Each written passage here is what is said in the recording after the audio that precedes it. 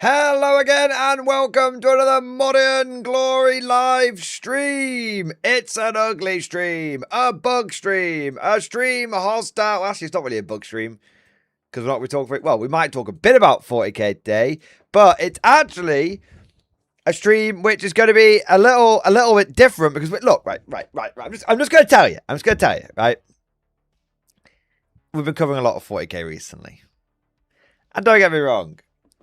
I like 40k, right? And I've been enjoying like trying to unlock some of the issues with 40k. But you know, sometimes you just get a bit full of 40k. Do you know what I mean? Sometimes you're just a bit like, you know? And so I thought, you know what? Today I'm going to talk about something completely different. I'm going to talk about Konflikt 47 because I've got a really, really cool thing to share with you on that. And I'm going to talk a little bit about Old World because I bloody love Old World and I haven't talked about it in a long time. Not in sort of a dedicated format. So fuck it. That's it. So as always, we're going to talk about anything and everything. But the topics that I have to talk about, I've got one for Old World and one for K47 lined up. So there we are. For those of you wondering why I'm doing an early stream today, I've actually been doing late streams on the Tuesdays. I'm doing an early stream today because normally I would go to Warhammer Club, play a game, come back and share with you guys, you know, what happened in the game, lessons from 11th edition, all this kind of stuff, right? But I can't do that today because tomorrow I'm up very early and I'm out all day. I've got a bit of a family thing going on. So basically, because I won't be able to stream late tonight, I'm doing the early stream now. But yeah, but screw it. It's my bloody stream. I'll stream whatever bloody time I bloody want. If I want to stream early, I'll stream early. Deal with it. All right. Anyway, that's basically it. That is the briefing. We're going to talk a bit about K47. There's some cool hype there. We're going to talk about Old World. There's some cool hype there. We're going to talk about but we talk about anything and everything. We still talk about a bit of 40k and stuff like that. Steve A, we're your bosses though, bro. Oh yeah. If you're my boss, how come I can time you out, but you can't time me out? Oh yeah. Boom. There you go.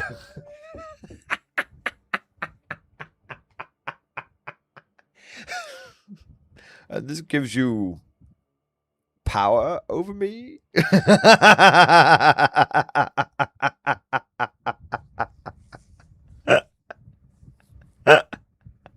I literally did it for 10 seconds.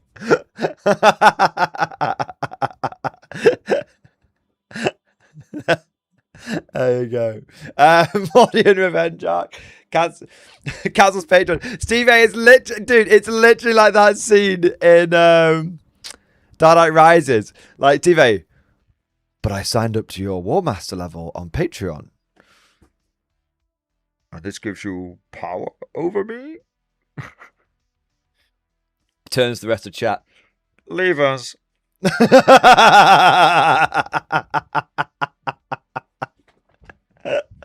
Anyway, there you are. You underestimate my power. End the stream early. Exactly. I am in command here. I have gone mad with power. There you are. The sunlight's got to him, lads. Are you sure that's when you timed out commando job for 24 hours? Yeah, but that's what I thought I could undo it. But yeah. I thought it was Mr. Lackey. No, it wasn't Commander I did jail. It was Mr. Lackey I tied up for 24 hours. I'm not even sure if he's come back yet. I'm upset. I'm worried I might have actually upset him. But yeah, anyway. Odin, the Whitebot Audio guy who made the Morning Glory intro song, what was it especially called the song? So Whitebot Audio guy didn't make the intro song. That was made by Cosmic Drew. Whitebot Audio does all the background. Well, I use all of his music for my background stuff. Yeah. All right. Anyway, fucking hell. Right, you've derailed me. You've derailed me. Let's crack on. So, what? We've done the intro, done the briefing. fucking traditions. That's it. Traditions. Traditions are very important to the Morning Glory channel. Traditions are what separate us from the renegades, the heretics, the traitors, and what make us the Emperor's true finest. His state troops, because it's old world. Stand up and be counted. It's time for roll call, baby. Who is in the stream tonight? Who is ready to rock out with their halberd out? Get the 07s flowing down in the chat. Let's see who we've got in the stream. We've got Leslie Mitchell, Spriggs, No For Nothing, Odin, Buckethead, Sergeant Sharp, Sir Newbie, Leslie Mitchell, Mad Larkin, Teapot, The Not Person, General Animations, Virtual Vec, Rego 9000, Internal Rhombus, Tactical Wizard, Gaming Stuka, Lord Davian, Damned Legion. We've got Kraz, we've got the Canorian, Skeletal Commissar, Jenny Bratz, and Hamhawk, and Airborne, and Combo Leone, and Buckethead, and High Above 5455, and Squawk, and February the 3rd, and Javo, and Bob M. Hey! There we are. Welcome, welcome, welcome. Thank you to all of you beautiful bastards for joining today's early stream. I also want to say, Lightning Creeps sneaking in there as well. There we are. I also want to say a huge thank you to everyone who has got the, who's come into the stream and has already been doing all of the liking and the subscribing and all of that good shit. So massive thank you to all of you guys who have come in here and done that. And if you've not already liked the stream, there's 75 people in this fucking stream and 13 likes. You stingy bastards. It's fucking free. Press that like button right now. Press your like button or I won't come over and fuck your sister tonight. It's that simple. All right. So go on. Go on. You're going to have, you know, there you are. I'm not having this. Tanya, can I watch Sister? Well, that's just revealed certain things about yourself, hasn't it, mate?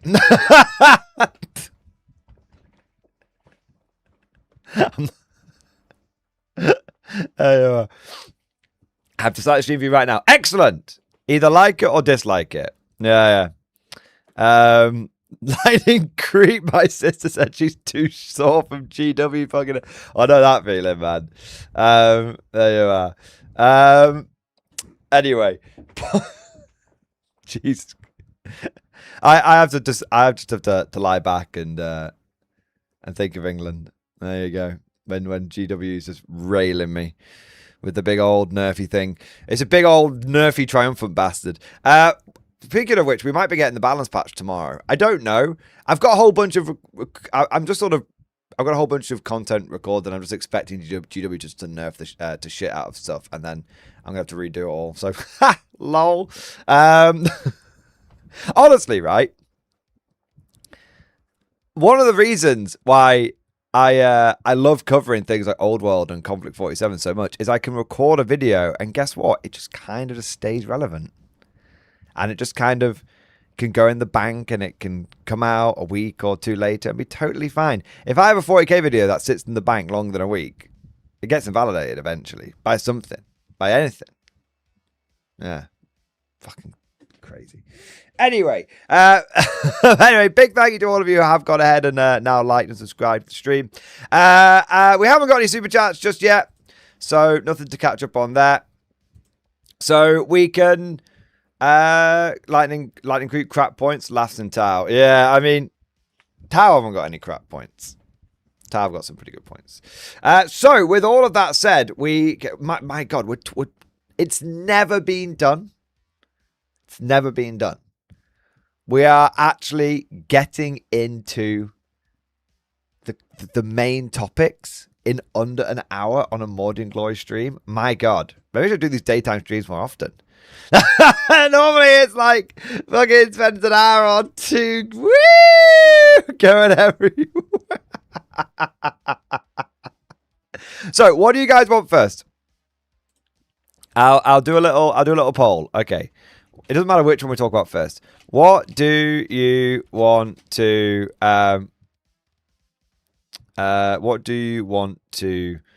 talk about first? We've got Old World Battle March boxes, and we've got K47 white dwarf style bat rep. There you go. You guys we have a little poll here. There we are. You guys can vote a little bit for a second. All right, so we've got a couple of people come in with support now. Amazing. Airborne342, thank you for the 18 months, baby. Thank you for the 18 months, man. X-Force, baby. Yes. Thank you so much, man. Quick, someone delay the main event. All right, we'll delay it.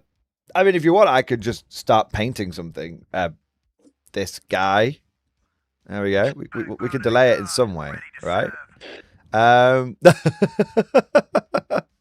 I mean, I don't really mind. So, I mean, honestly, I don't really worry about because Mad Larkin was saying, obviously we're getting straight into topics because we haven't had like super chats or anything like coming straight away, which normally obviously we do, and you guys are extremely generous and kind, and we can see some of them coming in now, which is awesome. But I really, don't worry too much about that kind of stuff. Like, I know I'm doing a stream a little bit early. I know it's going to be a little bit different. Maybe it'll have slightly lower numbers, whatever. Like, I do this because I enjoy it. And I don't, if you start worrying about that kind of stuff, you start becoming like captured by like the topics you cover and everything. It starts affecting the way you're doing your content and everything. So I just don't worry about that even slightly. Like, if I have to do an early stream, I have to do an early stream. If I have to, right. If I have to have lower numbers, but I want to talk about something a bit different, then I will do that. Yeah. There you are. So, I think it is going to be, probably a bit of a quieter stream today, but I'm talking about shit that I like talking about. So, yeah, there we are. Kadorian, can we discuss the erratic timing of the Warhammer community posting their articles? It used to be consistently an hour between each post. Now sometimes they blow them all out in one. Very upsetting to my schedule brain. I mean, it's just probably someone phoning it in at GW, right? Yeah. They've got rid of a lot of people. Games Workshop has recently. They've got rid of a lot of people. So it's probably just an example of before someone would have been managing the schedule. Now someone's probably being left to their own devices and they're just like, shove it all out in one go. Yeah. Probably just blasting them all out. Or get it done by lunchtime, have the rest of the day off kind of thing. Probably. Right? So yeah, it's probably a bit it shows like a bit of a lack of management kind of thing in my mind. But yeah, there you go. Scales comes out. I appreciate us getting a stream at all. Others just cancel last minute. You at least tell us. I very rarely try and cancel a stream. I very rarely cancel a stream. I sometimes reschedule a stream for a different time on the day, like doing an early stream versus doing a late stream. But I try not to just have not to just cancel it completely. I try my best. I know for some people, an early rescheduling like this might be seen as a bit of a, like, almost the equivalent of like a cancellation. I do get that. But I think it's still better. I think it's still like a step above than just not actually fucking streaming. Yeah. All right. What have we got it? So we've got Seth Key coming in here. Thank you for the super chat, man. Saw your Lehman Russ Executioner vid. All the better, CA. I'm guessing CA is Combined Arms. I don't think I think you mean the Exterminator. I think Seth Key, you have made the classic mistake of mixing up the Executioner, the Eradicator, and the Exterminator. Anytime anyone does that, they have to put £1 in the jar. So, I'm sorry. I mean, I don't make the rules. I do, but yeah. Yeah, the Autocannon one. Yeah, that's the Exterminator one. Yeah, anytime anyone mixes those up, put £1 in the jar. There you are. I'm only busting your balls, Seth Key. It's because everybody does it. Everybody gets them mixed up. And it's because obviously all the names begin with E, and then two of them begin with X, like Exterminator versus Executioner. So they're very, very, very, very close. But yeah, so it's literally, I think for as long as we've had those variants, since like 5th edition, people have been getting them wrong in like forums, on Reddit, in videos, in chats. Like, so it's more of a, it's just a bit of a funny meme. But yeah, there we are. As for the going back to the main thing, the Exterminator, I think the Exterminator is excellent. Yeah, and I can absolutely... the funny thing is, I imagine the Exterminator is good in Combined Arms, but I think what's funny, if I was going Combined Arms, then I would probably go for the Battle Tank. Because I think when you get to the Battle Tank, it's better in Combined Arms because it does better with the lethal hits jobby. So yeah, for me, I think the Battle Tank and the Exterminator are both good. I think they're both excellent, generally speaking, but I think the Battle Tank is better in Combined Arms, and I think the Exterminator is better in pretty much every other detachment that you want to take it in. So yeah, there you go. But it's however you slice it, it's still a really, really good vehicle. Yeah, I think sustained and lethals against vehicles with all the heavy bolters. I mean, that's a great point. Yeah, that's a great point. But again, you could do that with the Battle Tank when you think about it. You could do that with the Battle Tank. Because you could get 4 rerolls to hit on all those heavy bolters if the enemy's on an objective. Right. So yeah, I do like the I do have to say I do like the regular ass Lemurus Battle Tank. I do think they're solid. They are solid. But Seth Key, don't think I'm really disagreeing with you, because I'm not really disagreeing with you. Like, I totally acknowledge that the Exterminator is excellent in Combined Arms.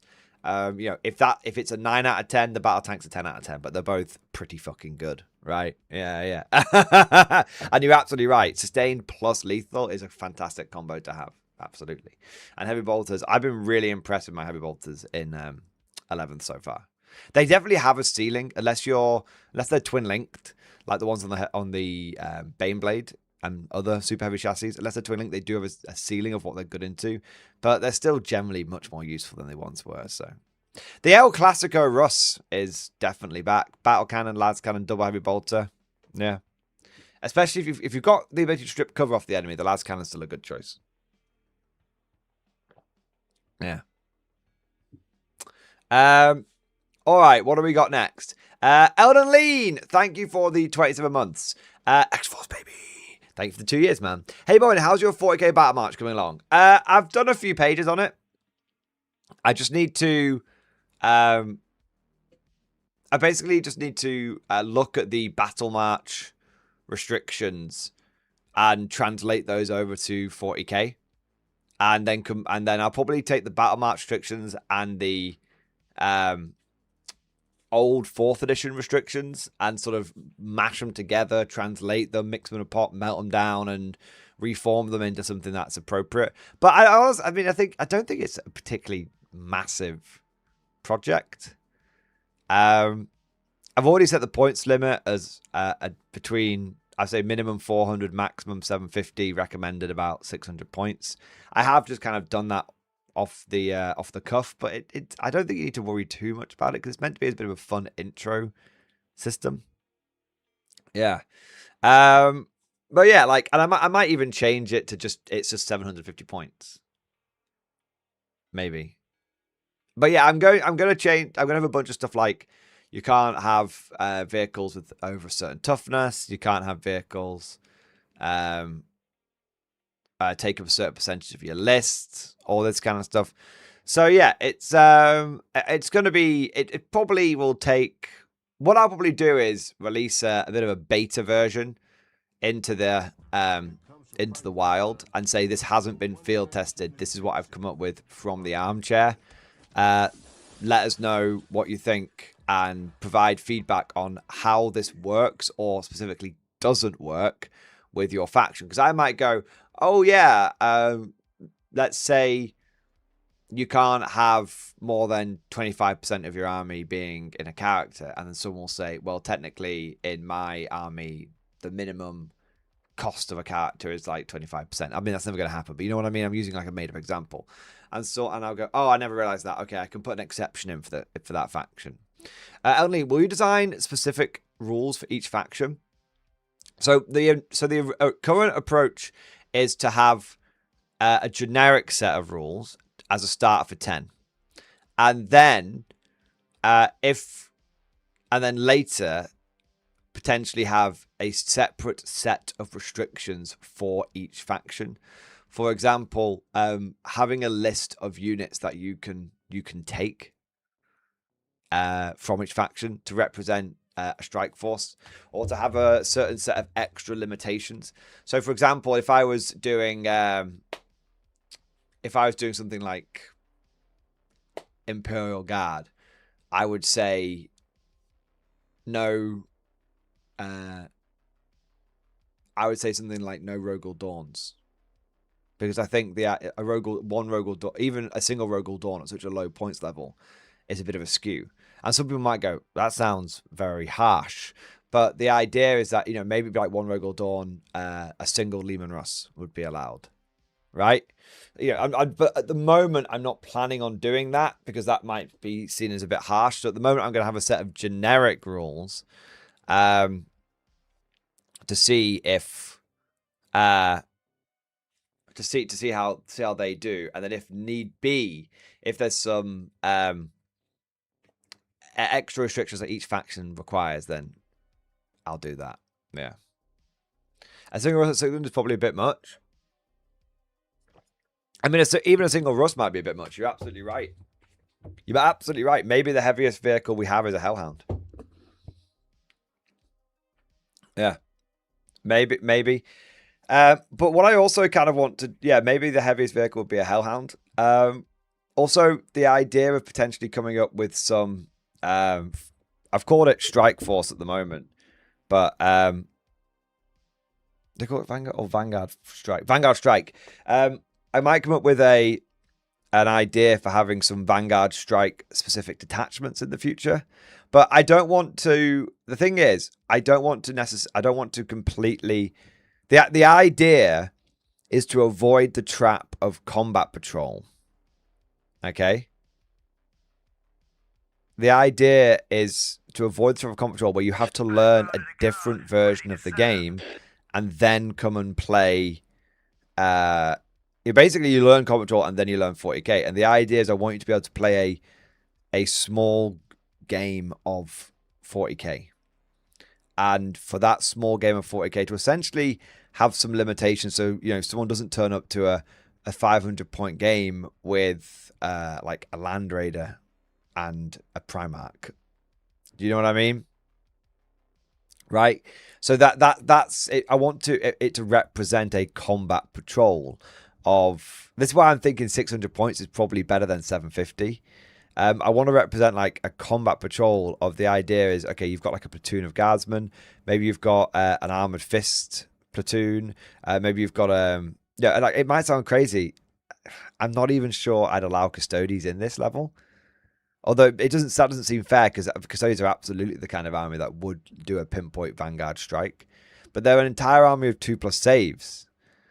So I feel like maybe the custodians would have to be one of those exceptions. Because I was going to say like no 2+ saves in this, just no 2+ saves. Like the idea, or only one squad can have a 2+ save. The idea to represent, maybe you've got like a squad of Terminators that are like leading the Vanguard strike, right? So I'm still playing around with some of it. That's why I've got sort of the points level, but I haven't got to the restrictions just yet because I'm still throwing some of those out there. Hell, if we cover all the topics today, and we've got time at the end of the stream, I'm happy to show off what I've got so far. It's not a lot, it's like 2 pages. I'm happy to show off what I've got so far, and we can throw some ideas around and get some ideas from the chat and everything. Because sometimes having more people, have more eyes on a project can help. You don't want too many cooks in the kitchen, as it were, but you also, if you're only one person, you're gonna have blind spots. So yeah. All right, what have we got next? Hex of Violence, thank you for the super chat. All power to the 40k battle match. I mean, maybe I just call it 40k battle match. Everyone knows what battle match is at this point. I might just call it 40k battle match, but but 40k battle match could be its nickname. Yeah, it needs something that I think is a little distinctive, but yeah. Anyway, no, people seem really excited for the idea of the 40k battle match, which is interesting because I thought it was just a fun little side project, but it really seems to, it's getting mentioned probably every other stream, people asking questions about it, which is good. It actually gives me quite a lot of motivation for it because it feels like I've got a reason to actually work on it rather than just my own curiosity now, which is awesome. So yeah, no, Hex Advance, thank you, man. I appreciate it. Cosmic Drew, what do we got next, man? Thank you for the super chat. Jeez, bro, you look like you stared into the warp. You good? I mean, I'm fine. I'm a little tired. What? Cosmic, how rude. You look like you stared into your mum. I think I'm just a little tired, but Cosmic, I'm starting to stream like 7 hours early.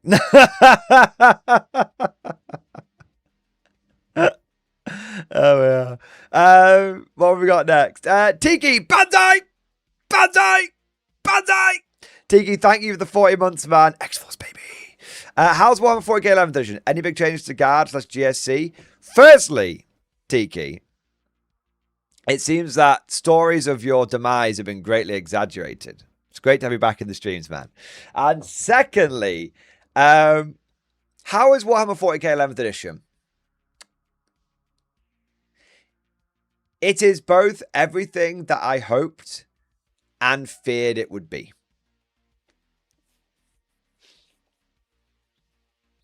Because what I hoped for it was that it would be fun. I always said I just want it to be fun. And it was fun. The games I've played so far, I have enjoyed and I have had fun with it. And that's very important. But it was everything I feared as well, which is the dispositions are a bit fucked. The setting the board up every time is a bit fucked and a bit frustrating. And the balance is a bit fucked. I was worried that 11th would be 7 2.0, and I don't think it's 7 2.0. Not yet, anyway. Right now, I do think we're in 9 2.0. For anyone who remembers 9th edition, or for anyone who didn't play 9th edition, the game went through huge swing. Every faction was going through huge swings of power.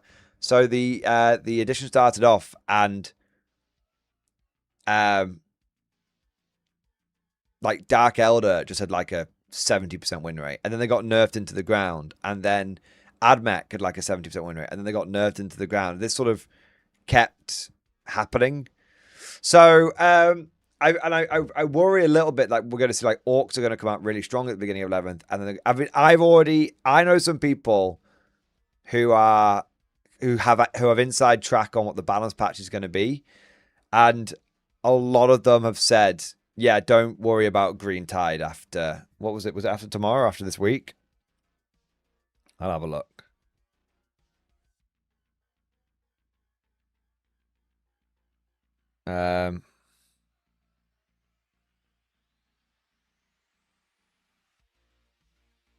Oh, shit, 1 minute. Yeah. After Wednesday. So apparently the balance patch is coming out tomorrow, and one of the guys said, oh, I'm kind of tempted by Green Tide. I just can't be bothered paying 140 boys. And one of the guys who's on the inside track said, yeah, don't worry about it. You won't have to pay anywhere near that many after Wednesday. So, yeah. So I think we're in a similar position with 9th, where something comes out, dominates initially, and then gets slapped down hard. So yeah, we'll see. So that's kind of where 11th edition is right now. Like, it is fun because it is kind of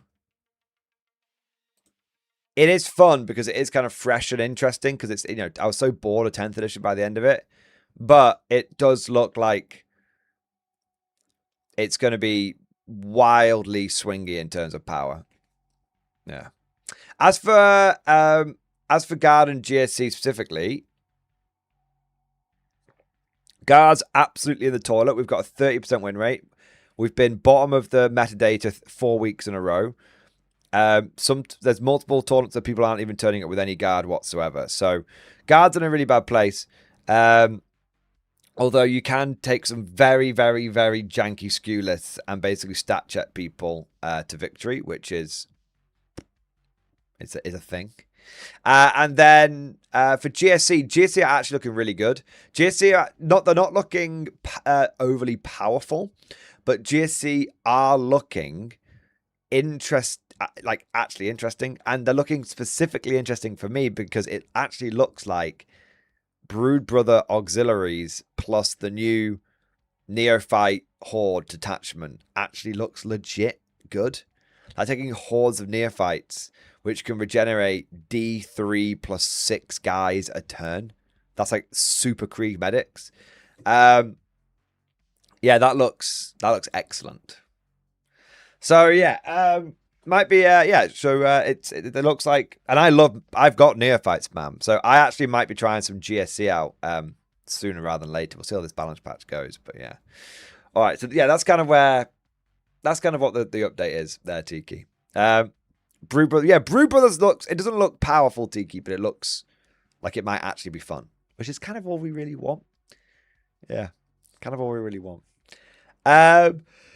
What do we got here? Seth Key, thank you for the super chat. Live footage of an Englishman aging in real time. Let's have a look. I don't see it. Oh, wait. Oh, wait. Sorry, I thought it was in stream discussion. Sorry, I am tired. I completely misread it. I'm so old now, I don't even know how to use the computers anymore. 1 minute. Let me just Google search something.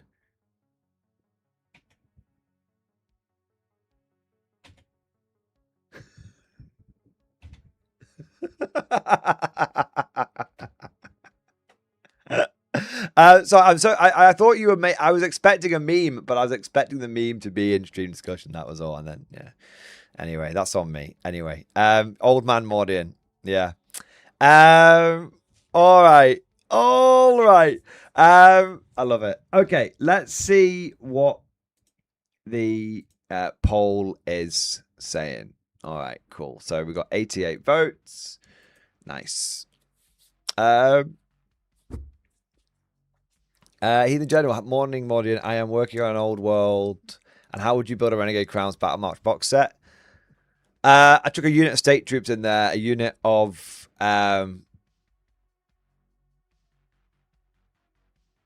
have a unit of state troops, a unit of I'd have a unit of men-at-arms peasants, and then a unit of state troops with range weapons, and then I would have an Empire captain. So you've got like an Empire captain like leading a man-at-arms blob or something. You know what I mean? Yeah, that's kind of how I. Oh, and then I'd have like maybe, yeah, that's probably the way I would do it.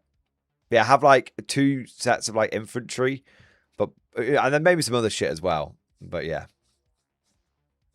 But you get what I'm saying. Like have a box that contains a mixture of Bretonnian and Empire units. That's how I would do it. Yeah. But no, I'd have an Empire wizard or Bretonnian lord on foot, and I'd have a unit of men-at-arms and a unit of Empire missile state troops, and then I kind of feel like it needs something else on top of that.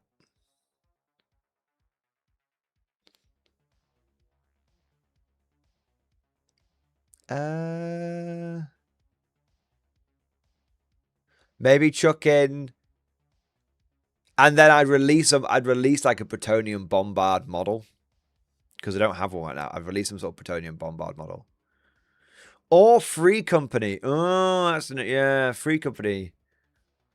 Bretonian Knights on foot and Empire Mounted Knights. Yeah, that's kind of a good way of doing it as well. Yeah, so I'd have Empire missile troops and a cannon. And then I would have Bretonian men-at-arms and a unit of Bretonian Knights. And that would be the box set. And then I'd have the entire force either with an Empire Wizard in it, or with, I think a better option would be to have a Bretonian Lord character of some kind. Yeah, that's how I would do it. All right. Speaking of Battle March boxes, let's take a look, because that's one of the things I did want to talk about today. I meant to talk about this last week, but I didn't get a chance, unfortunately. But good news is I will be talking about it today. So there we are. Where are the new Battle March boxes? I'm guessing they're like super way back now. Yeah. Where the fucking Battle March? Fucking. GW, why do you do this? 1 minute. Can I search? 1 minute. Warhammer community. I don't want downloads. I just want Warhammer the Old World. Aha. Yeah. Here we go. Nice. All right. Let's take a look. Actually, before we get into it, do have a couple of super chats, but I've got it lined up now. Cosmic Drew, thank you for the super chat. Thanks for covering my stream today whilst I work. It's all right, got you going. I'm just warming them up for you, Cosmic. You're going to have the evening slot today. I'm just warming them up for you. Thank you so much, man. I also want to say a big thank you to Entropictivity. Thank you for the super chat. This should be the next Hail Caesar range check stream discussion. Let's have a look. Watch a quick video. This looks great and should be the basis of the new Hail Caesar range. Is it? Oh, is it a trailer? Oh, is it the Peasant Revolt trailer? No, soldier. I've been meaning to look at this. Let's have a quick look. All right, let's have a look. I am no soldier. I am no priest. I'm just a farmer. The land is broken. We are forced to work beyond what our souls can take. The king is the law. We have nothing more left. He says pay taxes, you pay taxes. She's of age. Then she must pay. He says work harder, you work harder. That's enough! Enough! We've given you enough! I shouldn't have done that, farmer.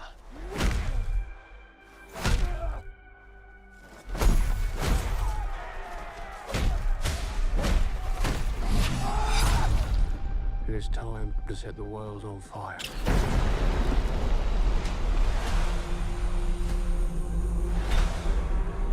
Rebel armies converge on London. 10,000, maybe more. Who leads them? A plowman. There will be no peace until we are free.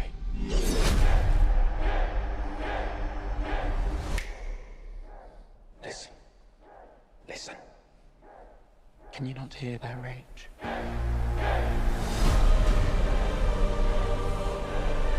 Once we draw blood, we open the gates of hell. Petty chaos and fear. Crush them. God has taken much from us to show us the truth. Surrender to it, and it will set you free.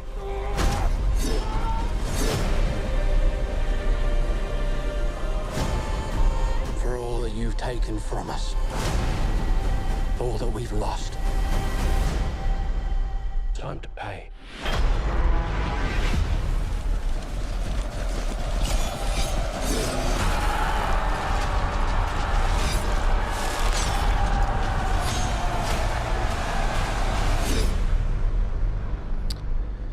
Very interesting. It looks like it might be quite good. So, the Peasants' Revolt was a real thing that happened in the UK. I mean, it probably happened in a few other places as well. But the Peasants' Revolt was something that happened, as you know, in medieval England, and it was one of those. I can't remember it exactly. I learned it in secondary school, but the general gist of it was that basically the peasants kind of got what they wanted, but all of the ringleaders got hanged. So it was one of those sort of, and I'm massively simplifying from what I remember from about 20 years ago. But basically, the general consensus was like, okay, yeah, you do have some legitimate grievances, so we're going to take a lot of that on board, and that's why we are going to take that on board. There are going to be some changes and everything, but you're still a peasant, and you can't revolt against your betters. So we can't have you do it. We can't have you doing this all the time. So we'll make some changes, but the people that instigated this are still going to have to die. And that was basically the peasant revolt. Everyone was like, great success.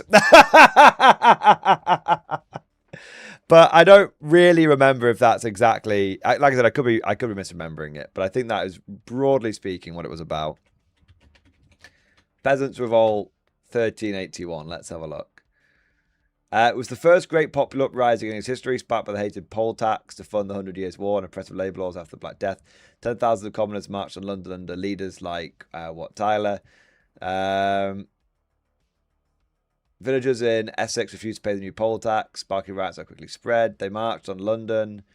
The rebels demanded abolition of serfdom and end to unfair labour wages and redistribution of the church. Of church wealth. There you go. The 14-year-old King Richard II met the peasants and verbally agreed to abolish serfdom and grant pardons. During a confirmation at Smithfield, rebel leader Wat Tyler was stabbed and killed.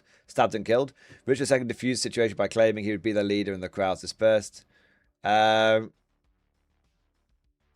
Oh, no. Okay, so this is what I remember. So he promised to abolish serfdom and grant pardons. And then after everyone went, okay, thank you, my lord, for listening to us and everything, he reneged on all his promises, and the revolt was ruthlessly crushed. And through further poll taxes, although further poll taxes were permanently abandoned. See, I was right. So, they did get the poll. They tried to put the poll tax in, and so the rebellion was ultimately a success. But like I said, all of the ringleaders and stuff were essentially rounded up and like killed. So yeah, see, yeah. No, yeah. So now you spoiled the film. Bro, it's fucking 800 years old, okay? It's 800 years old. If you haven't learned about it at this point, don't fucking blame me. You had 800 years to catch up on it. All right? Also, we've no idea how they'll... the film will probably be completely different to how it actually went down. Yeah. I wasn't around the first time. So there you go. Essentially, the rebellion did achieve what it wanted to achieve, but the king couldn't lose face, so he had to kill a bunch of people. Yeah. Apparently. All right. Spoiler, Jesus dies in the Bible. Fucking haven't read it yet, man. Haven't seen that movie yet. All right. Enjoy activity. The next Hail Caesar range, what, Peasants Revolt? I think you basically do get peasants. I don't know if you actually do get peasants in Hail Caesar, actually. Yeah, Hail Caesar covers a lot more than just the Romans, though. Yeah. It does cover a lot more than just the Romans. What I would love for the next epic Hail Caesar would be like Agincourt or something like that. That would be awesome. Yeah. Yeah. Imagine the hordes of peasants you could have. That's true. But I'll just play Total War. Yeah. All right. Right. Shall we have a look at some Battle March? Speaking of peasants, let's look. There's not a new Bretonnia one actually, so I'm not even speaking of peasants. But let's look at some new Battle March boxes. Okay. Because I want to talk about this since last week. So I'll probably make a stream highlight out of it. So I'll do a little bit, I do a little intro and everything to it. But obviously, you know, talk away, guys. As you know, I like to do these stream highlights to get the takes from the crowd as well. Gentlemen, ladies, small furry creatures from far Nippon or Lustria. Well, no, the small creatures from Lustria tend to be scaly. Yeah. Anyway, we've got some old world news. Hooray! Old world, best world. Old world, best world. I love old world, and it is so good to see this game going from strength to strength. I actually think, unironically, Old World is probably my favorite game that GW makes right now. Look, don't get me wrong, I kind of like 11th edition. It's fun, it's novel, it's fresh for 40k. But Old World is just, it goes from strength to strength. It keeps building on the foundation it's already laid down rather than like tearing them up and everything every 3 years. And so I'm really, really, really excited for Old World because it seems that we're not getting a second edition of Old World, which is excellent. Hooray! Instead, it seems like GW is essentially printing a new rulebook, which is just a consolidation of the current rules with the FAQs and everything, which is perfect. That's what everybody wanted. And it seems like GW has started to catch on to the fact that maybe Old World is a really good game and that people are enjoying it because they've started to introduce some new ways of getting into the game. And one of the new ways they've introduced is this thing called Battle March. If you've been living under a rock and you don't know what the hell Battle March is, it's essentially combat patrol, but actually good. Like actually really good. So rather than having a box in 40k with combat patrol, you get a box and when you play the combat patrol game, you have to only take what's in the box and you have to build it in very specific ways. And often the way it tells you to build the models with the war gear is a bad way of doing it. Like it tells you to take like flamers on Kazakin, for example, which you would never do in the real game of 40k. Battle March has gone in a completely different direction. It's a lot less prescribed. It's a lot less restrictive.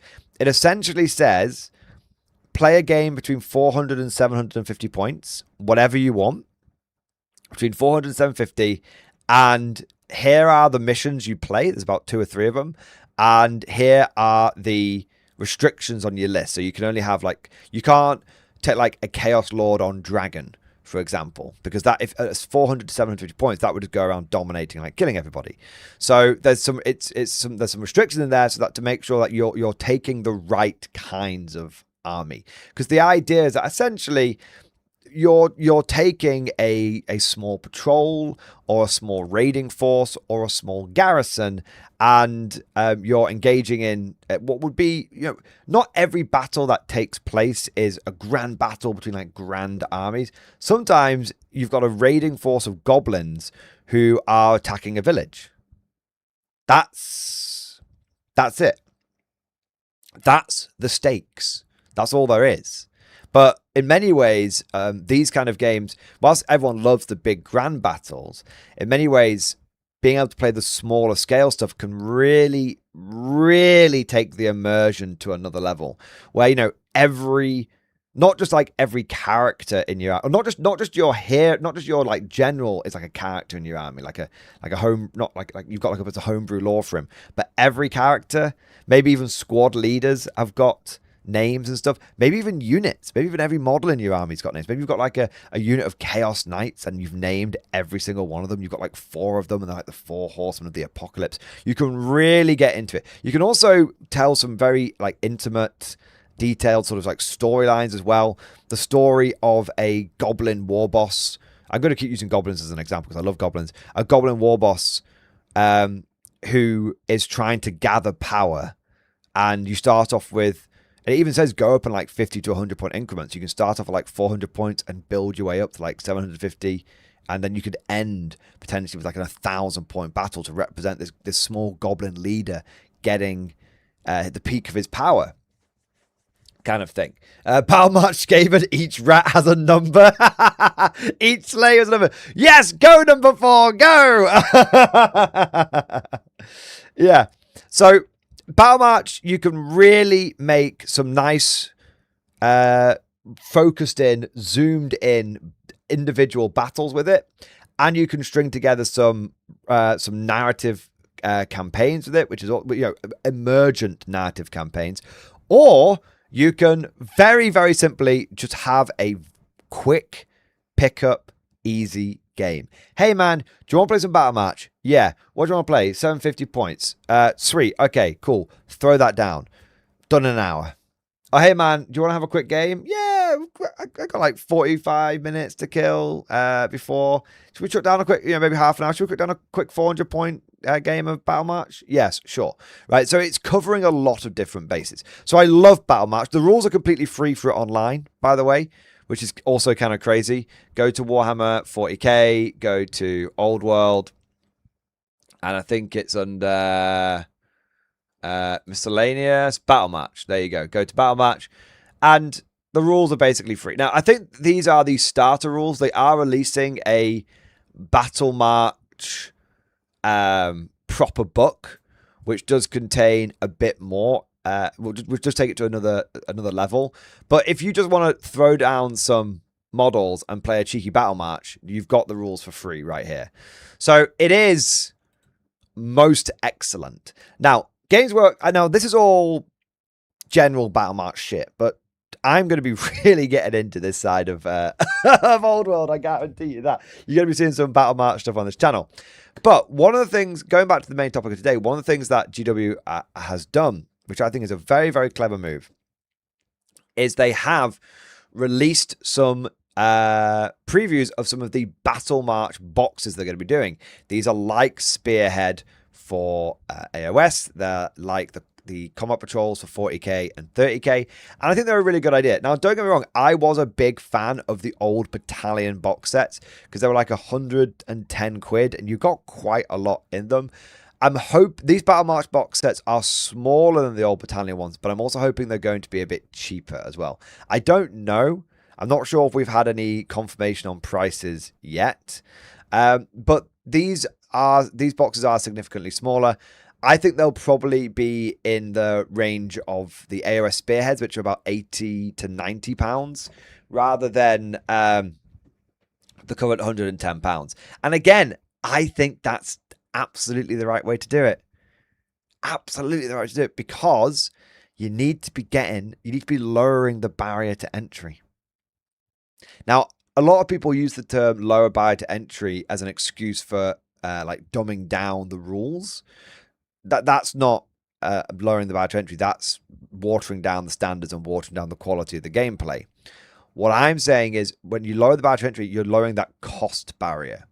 And I think having a series of dedicated Battle March boxes, which are significantly cheaper than something like a Combat Patrol, like a Battalion box in Old World, or even in 40k, is absolutely the way to do it. So I have to say, I'm a big fan of this approach. I could absolutely see myself going into Element Games, seeing a Battle March on the shelf, seeing it for 10 to 15% off, and going, hey, that's like 70 quid or something. You know what? I'd never buy Warhammer New Unboxed, but 70 quid, that's all right. Off the shelf, please. Yeah.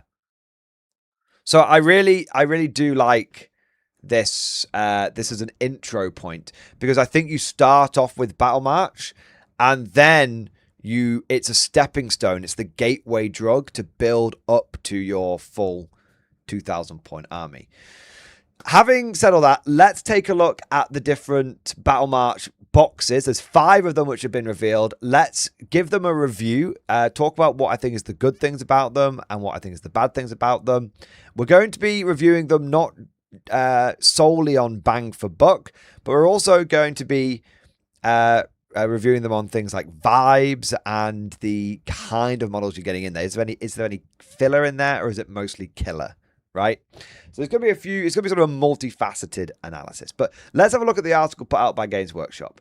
So we've got the new updated rulebook and Battle March General's Companion Book for Warhammer the Old World hits the shelves tomorrow, and today we're revealing 5 new armies designed to get you into this fast-paced game mode.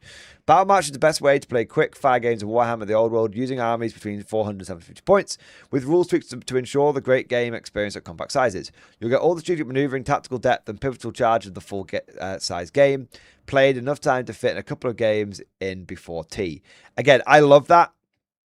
We're not watering the game down. You're not having to learn a totally different game. And then go and learn the real game. It's just a small scale game of proper old world. Still rank and flank, still unit based. It still works. So big fan of that. While you're free to come up with your own force, so you're not locked in like in Combat Patrol, the book contains a balanced example. Balanced example armies to get you started, and soon you'll be able to get 4 of them in their own box set, plus a 5th because everyone loves a good Wood Elf war party. I mean, one of the reasons I really like Battle March is it gives me... Building up to a full 2,000 point army, let me say this again. I want to collect every Old World army. Every single one of them. All right? Without... From the Skaven to the Wood Elves, I think they're all really, really cool.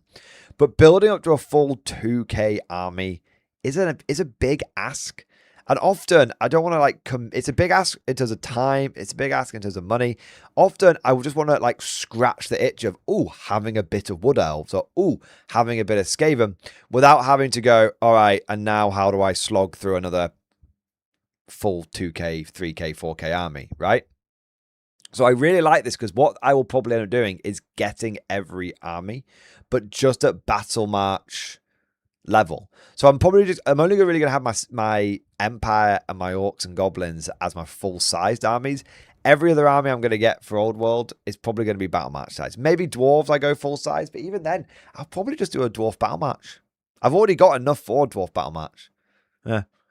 So yeah, that's probably what I'll end up doing with this. And I think that's just, it allows me to get all of the armies I want and have a good game system for them.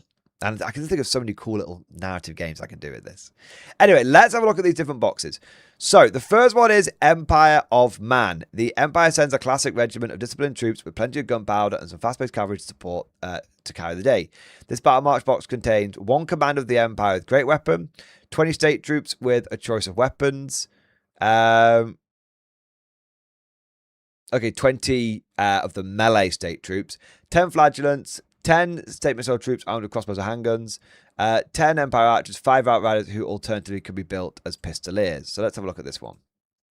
So I would give this box,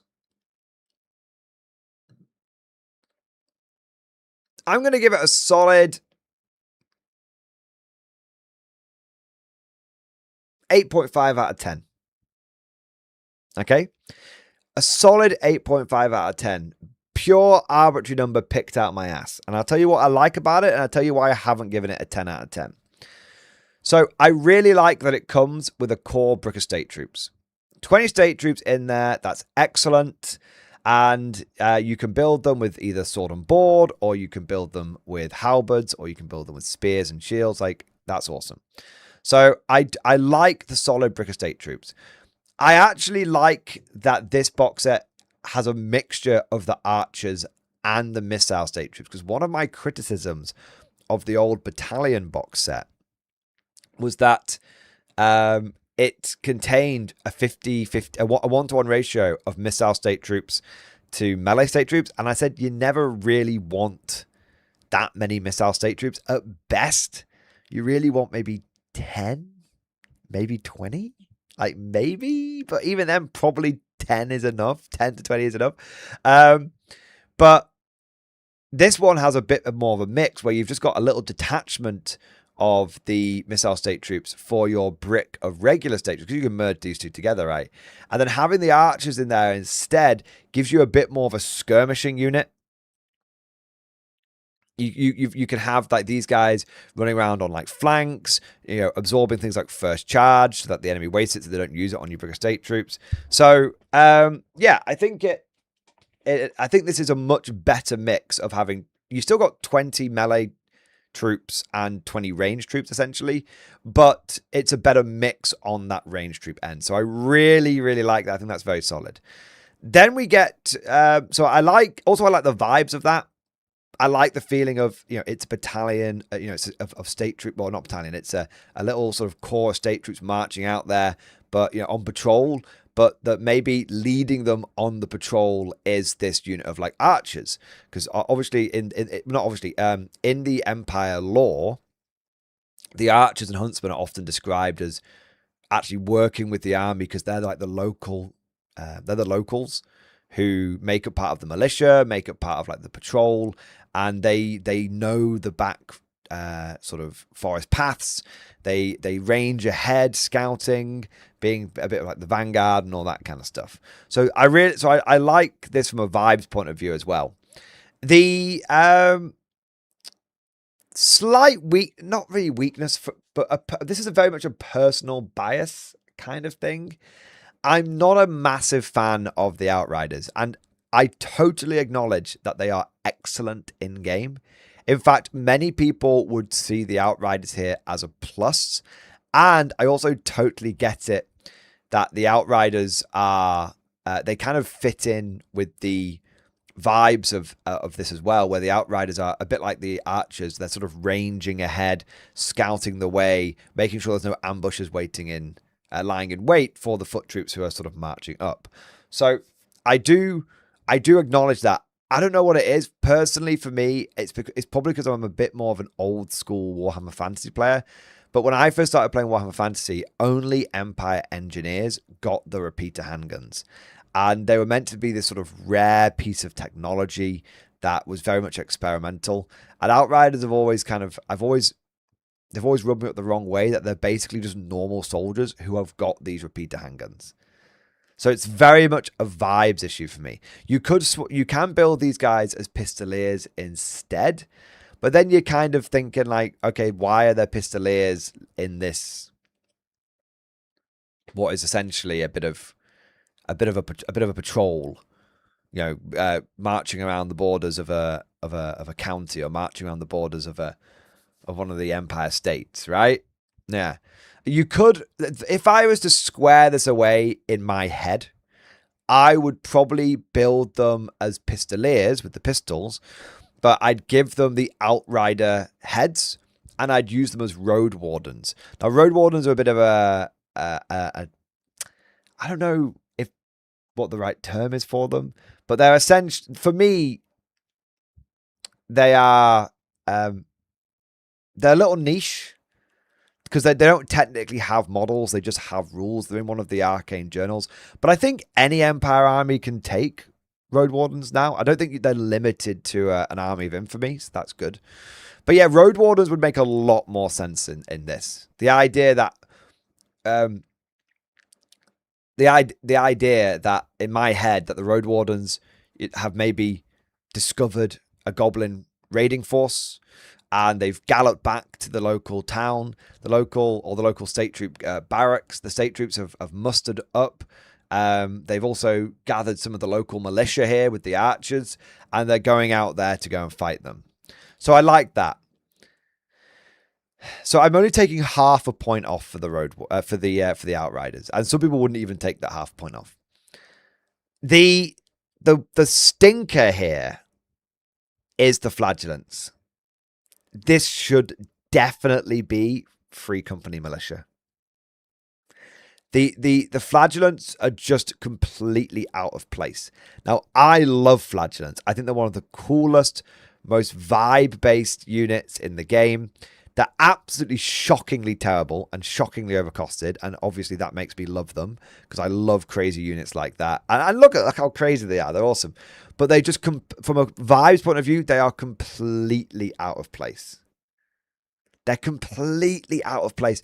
This should definitely be a unit of Free Company militia. Even if it's just 10 of them, it should definitely be Free Company militia. No questions asked. Because then you've really got this feeling of a unit of a local garrison of Empire state troops who have bolstered their ranks, filled the ranks out with some of the local militia and some of the, essentially, especially running these as road wardens, essentially the local police.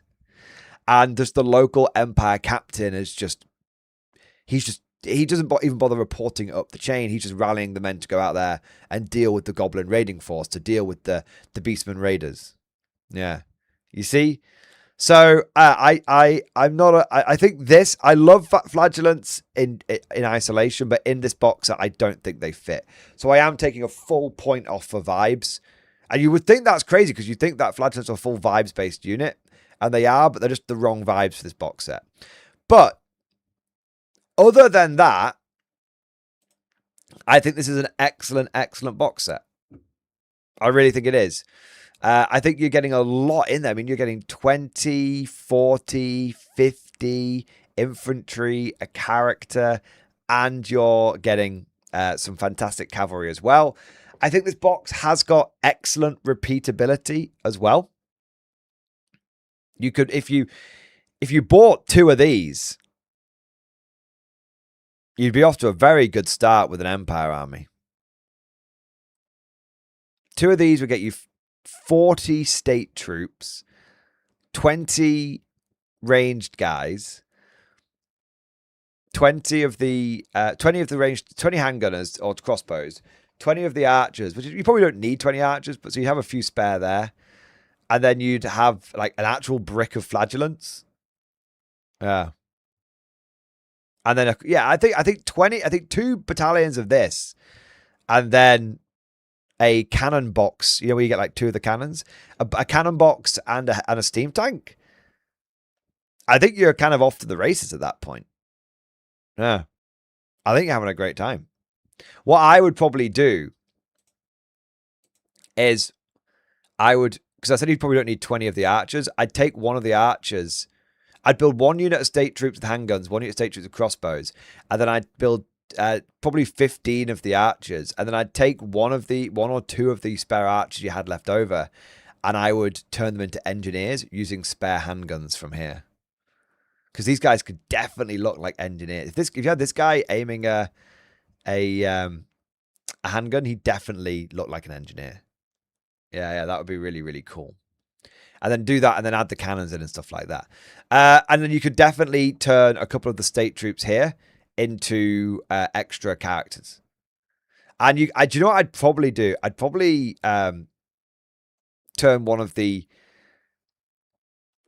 flagellants into either a mage, like a battle mage with the guy with his head on fire, or into a Sigmar priest, or both. Yeah. Yeah, that's probably what I would do. So I'd have if I was to build this up to like 2,000 points, I'd have 1 guy as a captain, 1 guy as an Empire general. I'd turn one of these guys into like a BSB. I'd have a couple of engineers, big unit, 3 units of small archers, a couple of units of ranged state troops, big brick of flagellants with a preacher leading them, a couple of road wardens, a couple of cannons, and a steam tank. And I think that is a very, very, very nice Empire army. Yeah. The captain on foot is almost pointless. Nah, Scarlet Pumpedale. Totally disagree, man. I regularly, you just run him as a general rather than a captain, and generals on foot are excellent. I use them in my Empire army all the time. All right, next we have got Beastmen Brayherds. But I'll tell you what I'm going to do, guys. I'm just going to get a quick drink, and then we'll get into Beastmen.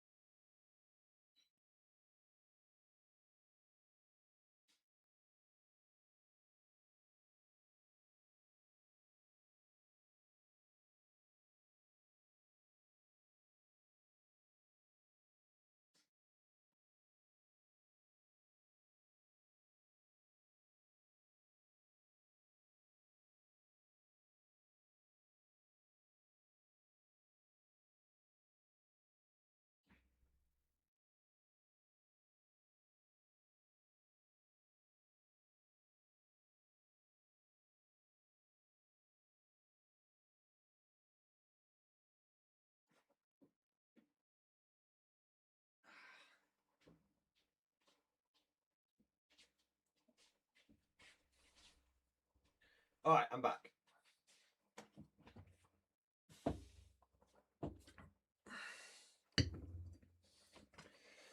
Oh.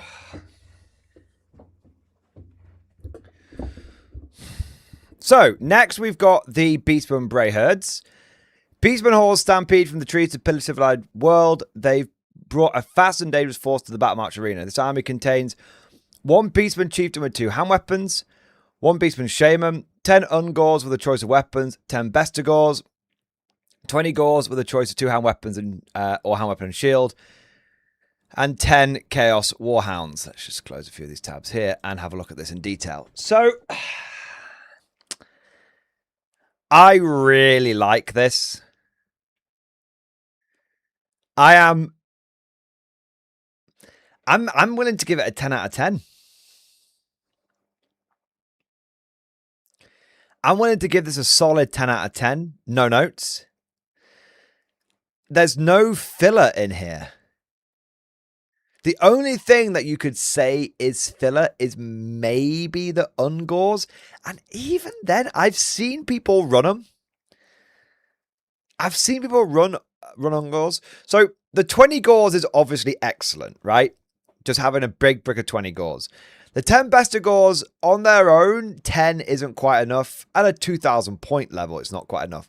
At 750 points, 470 points, 10 is plenty.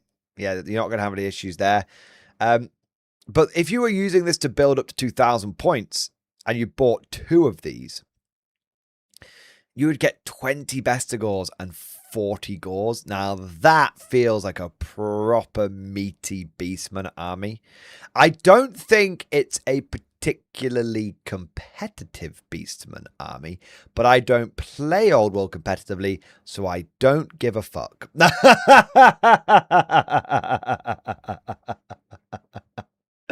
Right? This, to me, this right here, when I think of Beastmen, that's what I think of. I know Beastmen have all these sort of weird and wonderful and wacky creatures they can take, like the cockatrice and the Jabberslith and the, who God even knows what else, Cygors and all sorts of mental bollocks. But to me, every time you hear, every time I've read like Gotrek and Felix and they've talked about like fighting Beastmen, this is what's in my mind. Every time I think about, every time I think about Beastmen as an army or want to collect Beastmen, this is what I think about. Gores, ungores, bestigors, some of the warhounds running around, a mad shaman, and like one particular gore who's like risen to the top and he's like he's in charge. Yeah, this just feels all killer, no filler, all vibes. I genuinely don't, unlike the Empire one where I had, I spent quite a lot of time going through it. With this one, yeah, I'd buy 2 of these. I think if you bought 2 of these and chucked a couple of Gorgons in there, you'd have an amazing 2,000 point army. You'd have a shitload of Gors, shitload of Bestigors, all the Warhounds that you could possibly want, all of the Ungors you could possibly want, and a couple of heavy hitters. Yeah. The only thing you're really missing is some Minotaurs. True, but Minotaurs are shite. Minotaurs. The best way of describing Minotaurs is, does anyone remember that Russian guy who tried to make his muscles look bigger by injecting his arms full of like oil, but he never actually got stronger. He just had like these huge pumped up like muscles. That's kind of what Minotaurs are like in Old World. They're these huge, beefy models, rippling slabs of muscle, and then they hit you, and it's like, is that it? Is that it? Like, I had a unit of Minotaurs crash into a unit of my Renegade Crowns, which are basically Empire State Troops with some better armor. And they completely bounced off, and my state troops basically beat them in combat. I was like, what? Like, why was I scared of these guys? They look really powerful, but they're a bit dog shit. The characters are a little bit better. That's true, sorry. But yeah. No, this is excellent. Really, really good box set. I think. Do you want to know how good this box set is? I have a bunch of Beastmen already, but they're all on the round bases, and I'm really tempted to sell my old Beastman army and then just rebuy it. Just rebuy this battle march. Because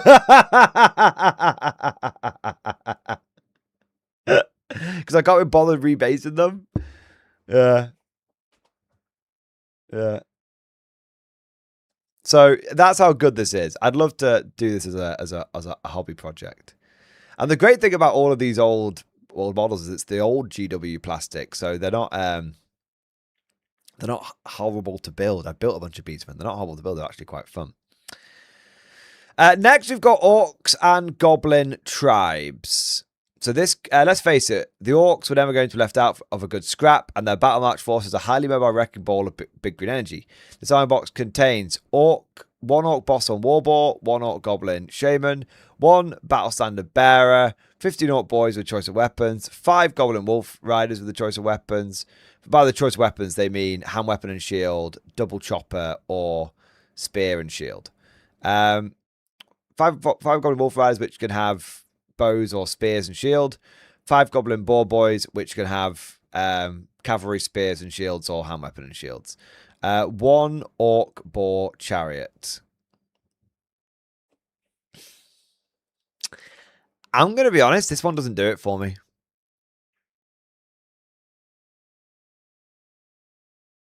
But maybe I'm being a bit harsh. I don't know. I don't know. Am I being... Yeah. Not enough meat? Yeah. Like, I think that's what's getting me.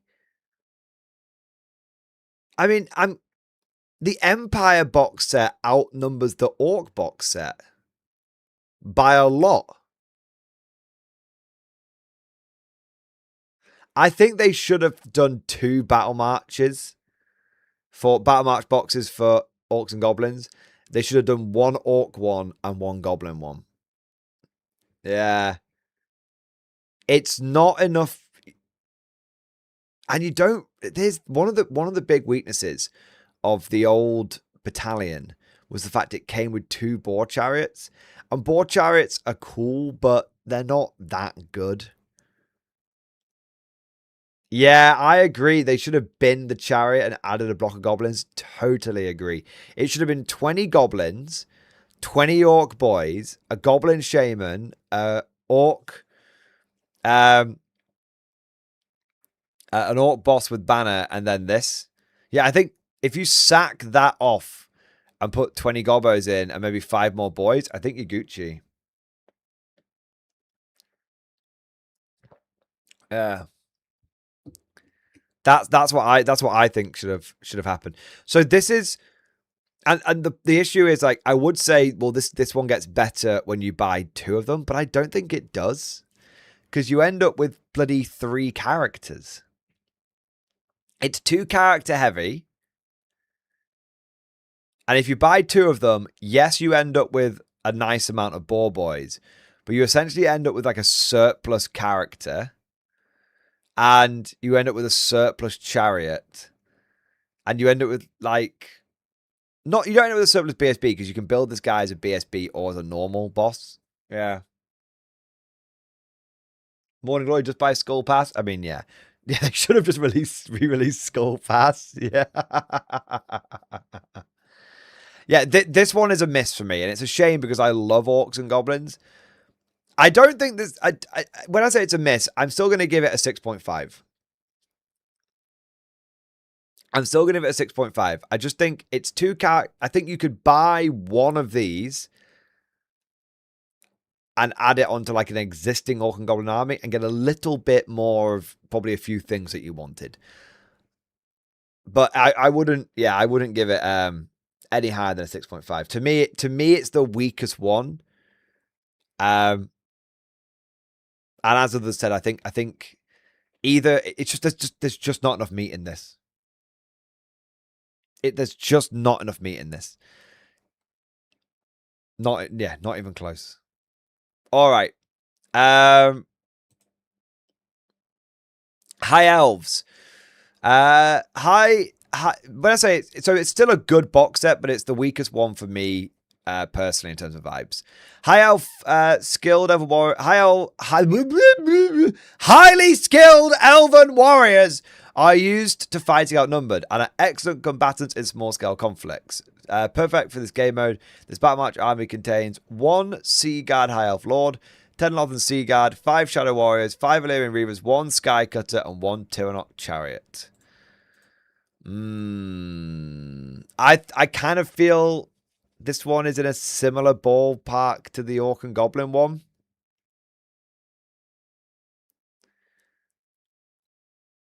Okay, I love the Sea Guard. I love the Sea Guard Lord. He's got an actual, like, honest to God trident. That is so badass. Okay? That is so badass. But there's too many little bitties and not enough meat in this. I know it's an elf box modding. Of course it's not going to have enough meat. 10 Sea Guard is basically a waste of time. It's basically a waste of time. Like 5 Shadow Warriors, fine. 5 of Illyrian Reavers, fine. Totally legit. It's these two. It's the double chariots, man. Essentially, this. I wasn't happy with 1 orc chariot. I'm not going to be happy with 2 bloody elf chariots, am I? This or this shouldn't be in the box, and this should be double the strength. Yeah, drop the chariot of the Sky Cutter and double the Sea Guard. In fact, I agree with Syriade. Okay, I would drop this for 10 more Sea Guard, and I would drop this for a bolt thrower or even 2 bolt throwers. And then the idea is you have a line of Sea Guard led by a Sea Guard captain. You've got a couple of skirmishing units, like you've got this is skirmish unit, this is skirmish unit, and then you've got 2 bolt throwers. And the idea is literally Sea Guard holding, it's like an Ulthuan defense force kind of thing. Yeah. So yeah, I don't, from a vibes point of view, this isn't doing it for me. I look at this. Let me explain how I'm judging this, because everyone will judge it differently, okay? And that's fine. You might love this box, and I'm not telling you you're wrong. But I look at this, and I see an army. The only out of place thing is the flagellants, all right? But I look at this, I see state troops, I see skirmishers, I see cavalry, I see ranged infantry. I look at this, I see an army. I look at this and I see an army. I see bricks of Gors. I see some Bestigors as an elite corps. I see some Ungors as running around with a bit of range support. Some Moorhounds doing some like chaff maneuver, right? I see an army. I look at this and I see kind of an army. I don't necessarily, I think it's a bit character heavy. But I'm wobbling a little bit on this one. It's sort of a fast moving sort of theme. I get, okay, fine. And then I look at this one and I just see a collection of units. Do you see what I mean? This looks like a collection of units. It doesn't look like a cohesive force. Yeah. It doesn't really, I don't really care if the chariot can build the lion chariot or not. For me, it's like, I'm looking down at this and I'm seeing a collection of units. I'm also seeing, I see absolutely zero repeatability in buying this box. When are you ever going to want like 4 chariots? When are you ever going to want you're probably never going to want 10 Illyrian Reavers. Yeah. Do you see what I mean? This is why this one I give at best a 5, probably like a 5 out of 10. The Lions can be a subunit. Okay, fine. Cyrodiil, you're not disproving anything I'm saying. You're arguing semantics, okay? Giving me 2 lions doesn't make it feel like a proper army, bro. But you can take 2 lions. Does that make it feel right? No, it still looks like a collection of bollocks.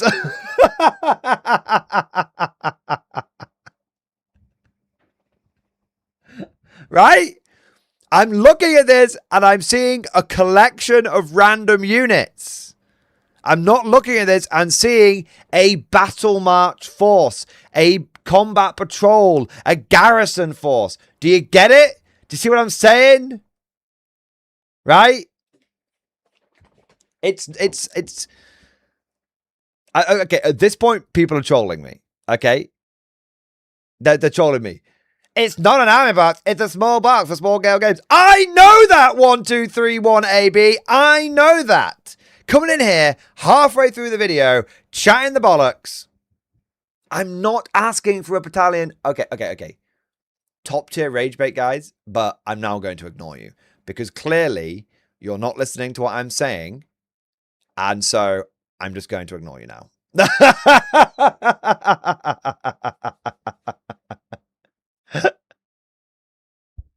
Sorry, Mordian, you are getting impassioned. Since you are showing emotion and not being cold and emotionless, you have lost the argument and I have run. I agree with you. I know when I say an army, guys, I didn't say a full 2,000 point army. I mean like a cohesive, themed voice. A voice. I fucked out, Hammock. I read your comment. A cohesive, themed force. Like, can I see like this making up like a narrative army? Like does it pass the vibe check? So like this one, of course it passes the vibe check. This looks like some beastmen going out on a raiding party. Okay. When I look at this one, this looks, apart from the flagellants, which I did criticize the flagellants on this, I said that this feels like an Empire garrison going out there to deal with some sort of low level, sort of like Goblin raid or like Beastman raid. Like this army paired into this army, that feels like one side is the Beastman raiders and one side is the Empire garrison. Right?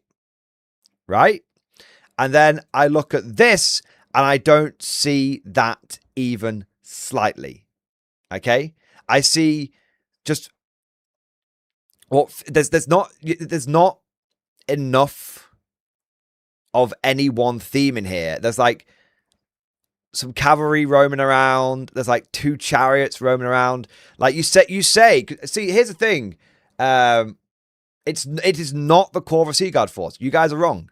And I'll tell you why you're wrong. Because if I put a couple of lions in here, if you see people saying like, oh, you could take like lions in here and everything, I thought, like, that is it a white lion force or is it a Sea Guard force, guys? You know? Do you see what I'm saying? Like, there's not enough Sea Guard for it to be the core of a Sea Guard force. It's literally a collection of random units. It's literally a collection of random units. You're wrong. You guys are wrong. This is the thing, right? You guys can't admit it. You guys can't admit it. I'm moving on. Fucking elf players, man. Why am I even arguing with you? Now, and this is where I get to prove my point. Because this feels like an elf army. Yeah. Sea Guard garrison can't take either Tyrannok chariot or Lion chariot. This is the opposite Sea Guard list. Exactly. There you go. Now this passes the vibe check for me.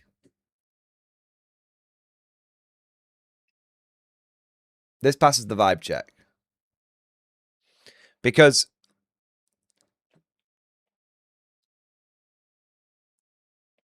it feels like a Wood Elf force. But I don't give this a perfect score because I think that it has a few of the problems that like the high elf does in terms of like the weight behind the units. I don't think 10 Eternal Guard. 10 Eternal Guard is like having 10 Sea Guard. It's never going to do anything, right? The Eternal Guard are probably the weakest part of the army, but the rest of it's pretty legit. Like Wild Rider spam is like actually a thing in like, well, from a sort of from a powerful point of view, the Wild Riders are actually quite good. Yeah, they have frenzy, but I've been on the receiving end of Wild Rider charges, and they can absolutely obliterate stuff if you tool them up and do them right. You can never go wrong with having Glade Guard in your force. The Glade Riders are also pretty helpful as a bit of a mage bunker as well if you're going to play more competitively. And you know, having this guy in here, you could use him as, is he meant to be a mage or is he meant to be who? I don't like it's got a named character. I've no idea who this guy is. I'd probably just use him as, I'd convert him up to either be a mage or to be like a Wood Elf captain. I would say anyone who's not particularly happy with this box set, it's pretty much because of the Eternal Guard. Yeah. Is Eternal Guard required in a Wood Elf army? No. I think it's Eternal Guard or Glade Guard. Yeah. Yeah. So I think if you were to change one thing about this, if you were to make this box perfect, if you made these 10 Eternal Guard into 10 more Glade Guard, and then you gave the Wood Elves, like, if this guy was on a horse or a stag, then I think everyone would love this army. But it's this guy being on foot and the Glade Guard being in the box is what's probably throwing people off a little bit. But that's looking at it from a power point of view. And I haven't really been looking at things from a power point of view for most of this video, so I don't really intend to do that now.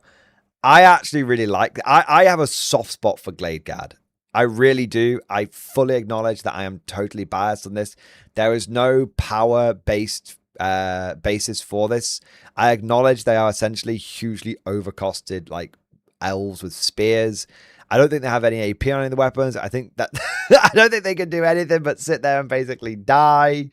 So to say Eternal Guard, whatever they are. Yeah, these guys, Eternal Guard. Like, I love Eternal Guard. I think it's because, but I love bricks of infantry with spears and shields in every faction.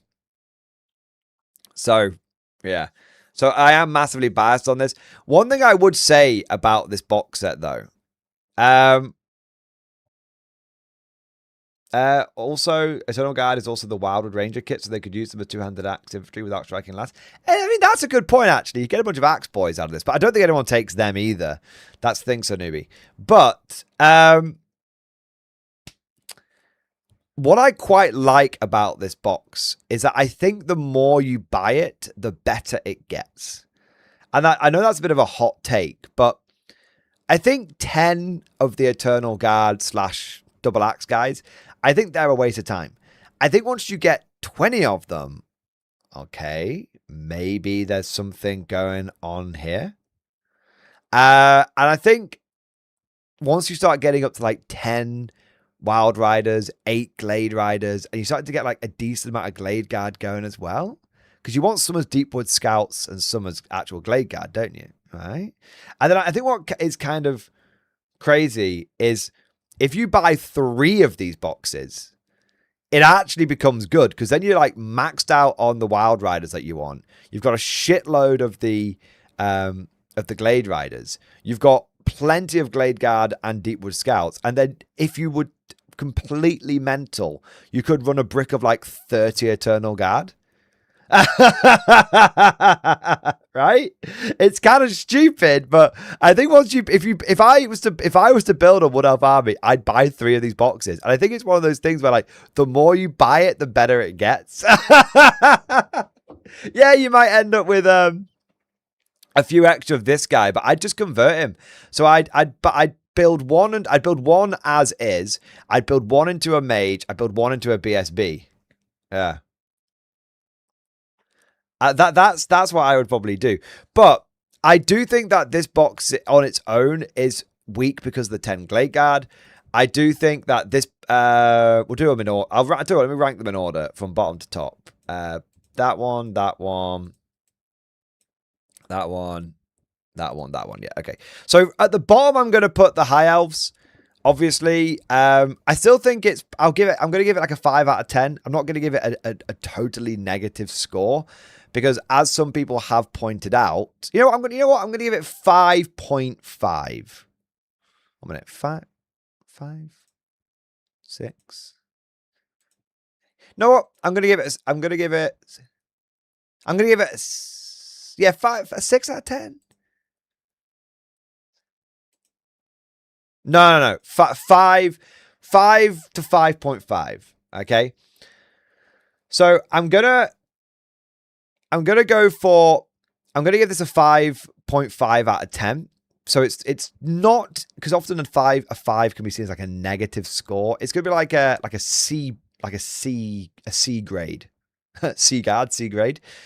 I think it doesn't have great repeatability from a building up to a 2,000 point army. I think that there's multiple units in here that maybe you want 1 or 2 of them at a 2,000 point list, but you're not going to be running around in a nice normal game of Old World. You're not going to be running around with bloody quad chariot. Right? You're not going to be running around with quad chariot. You probably don't want 10 Illyrian Reavers. You probably don't. I mean, 5 to 10 Shadow Warriors is okay. The Sea Guard, you probably need 20 of them to have a meaningful brick. But from a power point of view, I just don't think it's really there. From a building up to 2,000 points, I just don't think it's really there.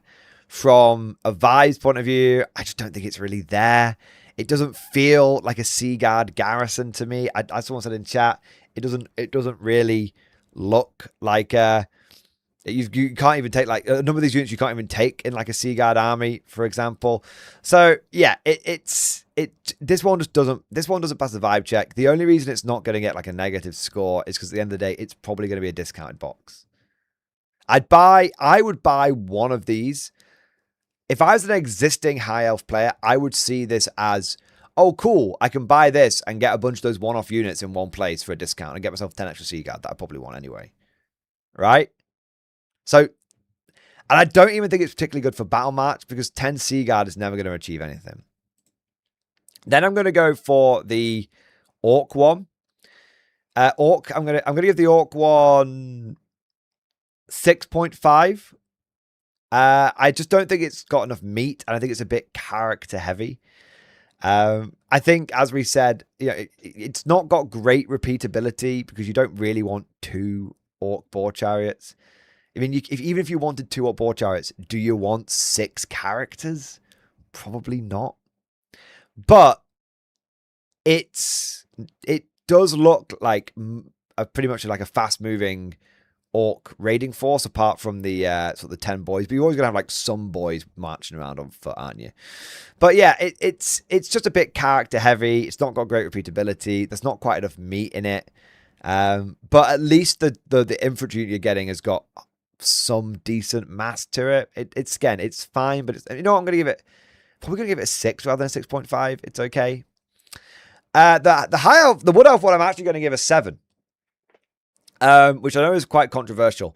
I think the 10 Eternal Guard is just weak in a battle match setting.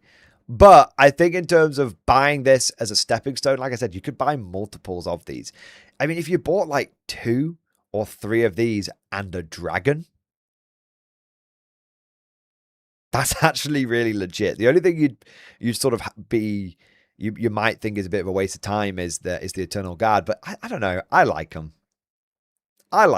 So I'm going to give it a solid 7 out of 10 because I think you could buy this to get a shitload of cavalry and Glade Guard, which is really what you want. And then you stick a dragon in there and you're looking really good at 2k. As a battle march force, it looks like a Wood Elf army. You've got a bunch of people galloping around, some people with bows. Like I said, the Eternal Guard, they're the only like weak part of it. But yeah, no, it's fine. Empire 1, I'm going to give an 8.5. Like I said, I think I look at this and it looks like an Empire army. In fact, you know what? In fact, if I build these as Road Wardens, I'm going to give it a 9. The only thing out of place in this force is the flagellants. That's it. That's the only thing. Other than the flagellants being a bit out of place, this looks like a local Empire garrison. And if they subbed this out for 10 free company, it would have been a 10 out of 10 box set. All vibes, all the way. I think it's got great repeatability. I think you would happily buy 2 of these. 2 of these, a steam tank and a brace of cannons. You're looking very, very tasty. Yeah. I think the Empire 1 should have come with a cannon. I get what you're saying. But it's I wouldn't if they'd I tell you what, if they'd swap this out for 10 militia or they swap this out for 1 cannon, I would have given it a 10 out of 10. Yeah. And then the Beastman one, I'm gonna give a 10 out of 10. I think it absolutely passes the vibe check from a battle march point of view. I think it absolutely has great repeatability. I think you buy 2 of these, no questions asked. I think it's all killer, no filler. I think the weakest unit in the box is the Ungors, and they're not even that bad. I think you can absolutely have Ungors working as a skirmisher mage bunker, or just generally being a bit of chaff and stuff like that. I don't think there's really anything that I would replace in here. 10 out of 10, no notes. Yeah. There you go. But that is, of course, just like my opinion, man. Let me know what you guys think down in the comment section below. What do you think of Battle March in general? What do you think of these boxes? Am I wrong about the High Elf one? Is the High Elf one actually excellent? Or is the High Elf one a bit rubbish? Which one is your favorite? If you're watching this post live, why don't you rank them down below in the comment section from top to bottom? 1 being top, 5 being bottom. There you are. And we can see if other people line up with my thoughts, or if I'm completely off, or if everyone's got a massive spectrum of thinking. And if you're watching this live right now, let me know how you would rank them from top to bottom in the live chat. There we go.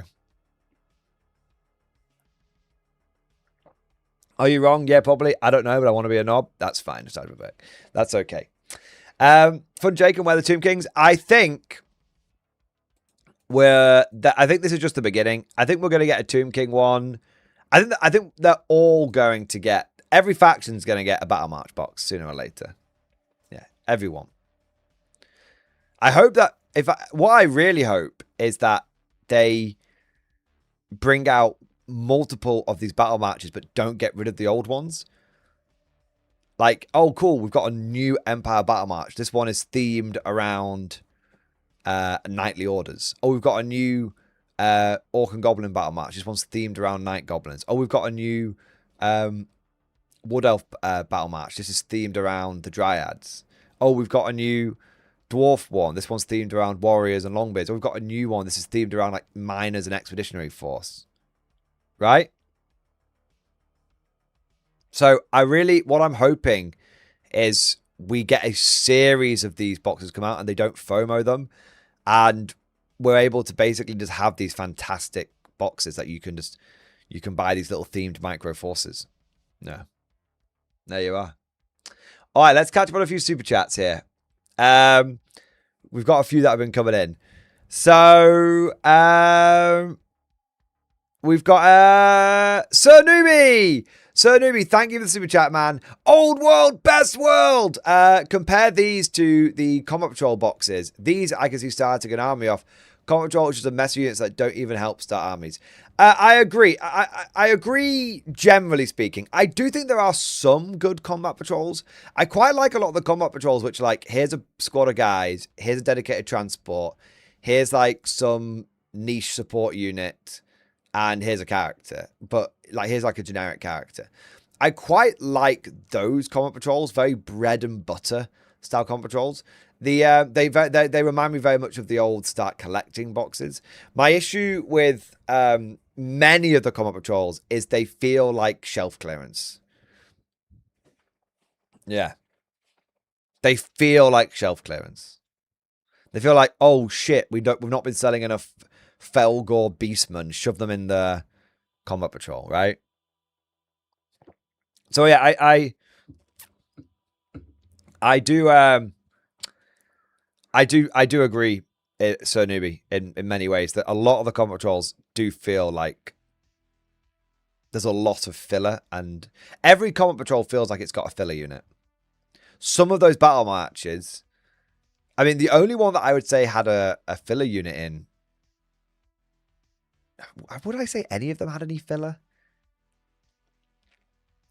I suppose every unit was useful. The High Elf one, maybe the Tyrannok Chariot, but the Lion Chariots are quite good, so maybe not that.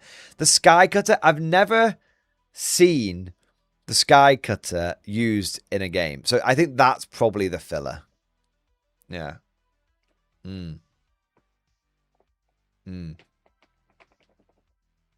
Flagellants are definitely filler. Yeah, I'll give you that. Flagellants are definitely filler. I love them, though. I do love them, but yeah, they definitely should have been Free Company.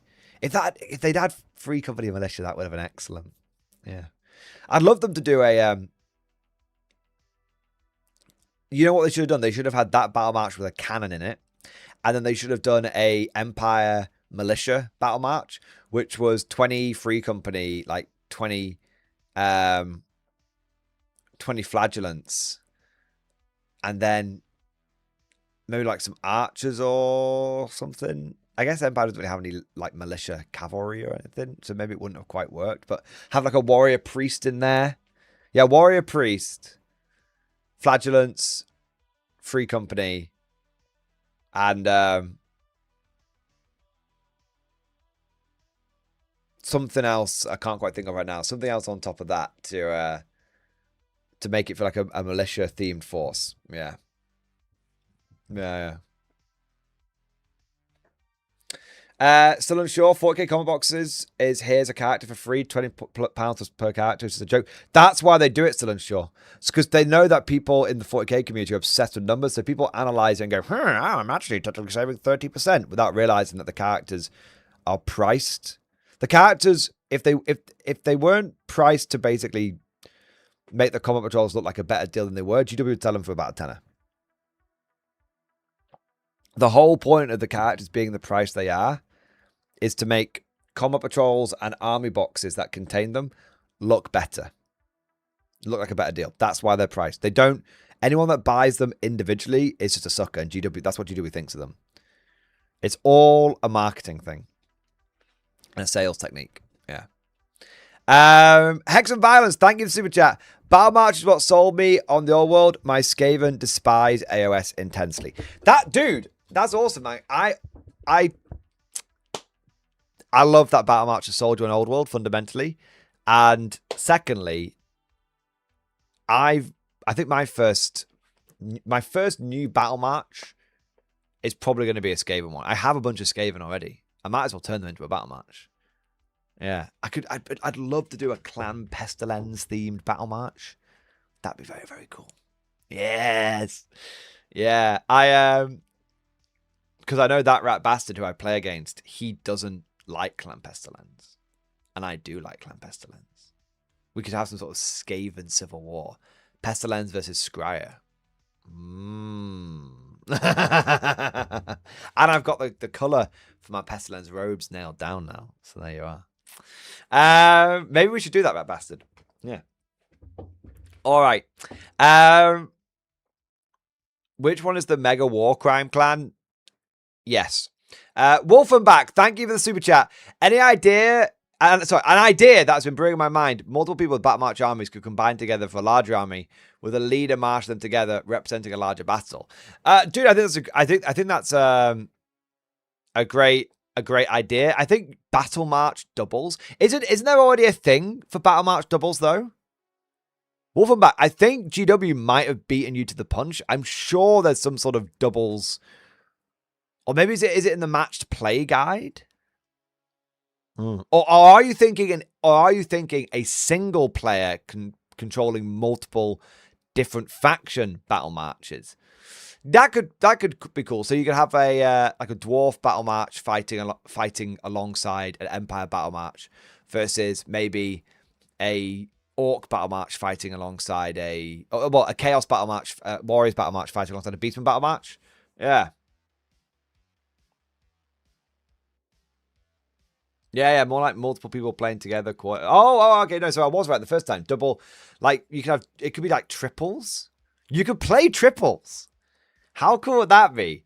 3 people on each side, 3v3, everyone with 400 to, 750 point armies. Maybe everyone gets 650 points. So it averages out to like a 2,000 point thing, roughly speaking. And yeah, it's like 3v3 in one game, and you can like deploy together or deploy separately. That's a really, really cool idea. Battle March triples is really cool. Battle March triples is really, really cool. Yeah. It would be like doing a team tournament. But you would all be not doing individual pairings. It would be your team versus their team, all in the same, on the same board. A bit video game-esque when you think about, like, when they do like video game tournaments, so often like 5v5 teams and stuff like that, aren't they? Yeah, 5-a-side. Yeah. I might write that down as an idea, you know. Yeah. But Battle March triples. Yeah.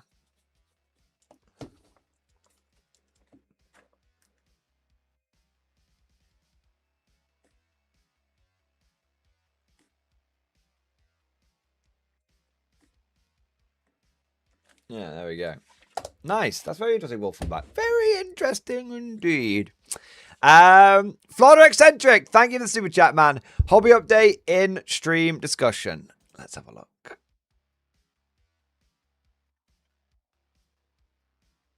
Oh, wow, bro. This looks amazing. You streaming really early? You streaming early really messes with my daily schedule, lol. Hobby stuff I've accomplished over the last few days. Hey, that's cool, man.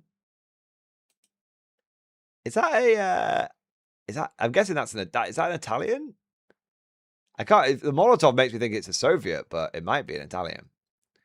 The SMG, I can't quite decide if it looks like an Italian one or a Soviet one.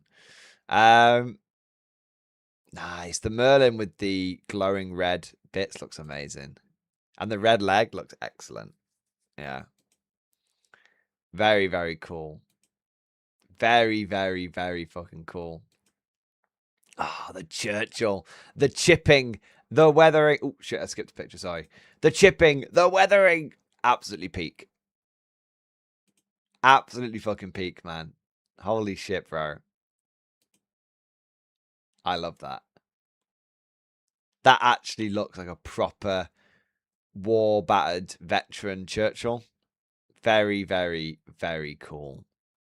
Very, very cool indeed. Yeah, yeah. It looks like an Italian SMG. Yeah, I think it was an Italian. Yeah, I think it was an Italian one. What's with the gun, the Churchill? It looks like a Churchill AVRE and a regular Churchill had a baby. It's probably I don't know if he's using. I think he's using it as a Churchill Meteor counts as in K47, which is a really cool conversion for that actually, and looks really good. Yeah, yeah. All right. What have we got next? Tiki, my boy, thank you for the super chat. Banzai! Fun 1K neophyte list discussion. Mind giving a review? Let's have a look.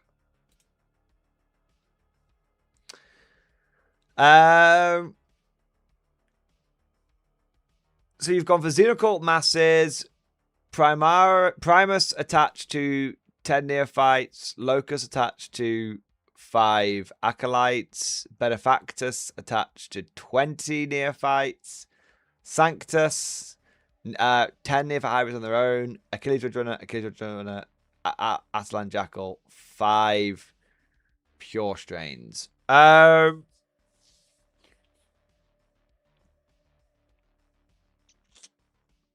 So, I would probably swap the Atalan Jackals out for more pure strains. I don't know why. I just feel like pure strains are just better. I would also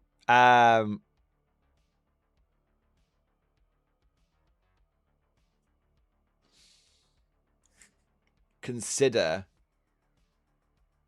taking the lone 10-man neophyte squad and adding it to the Primus's unit. So it's like 2 20-man bricks of neophytes. I don't know what the Locust really does for the Acolyte hybrids. I have no idea on how that works, but Locust is only 35 points. That's pretty mental. That's pretty cheap.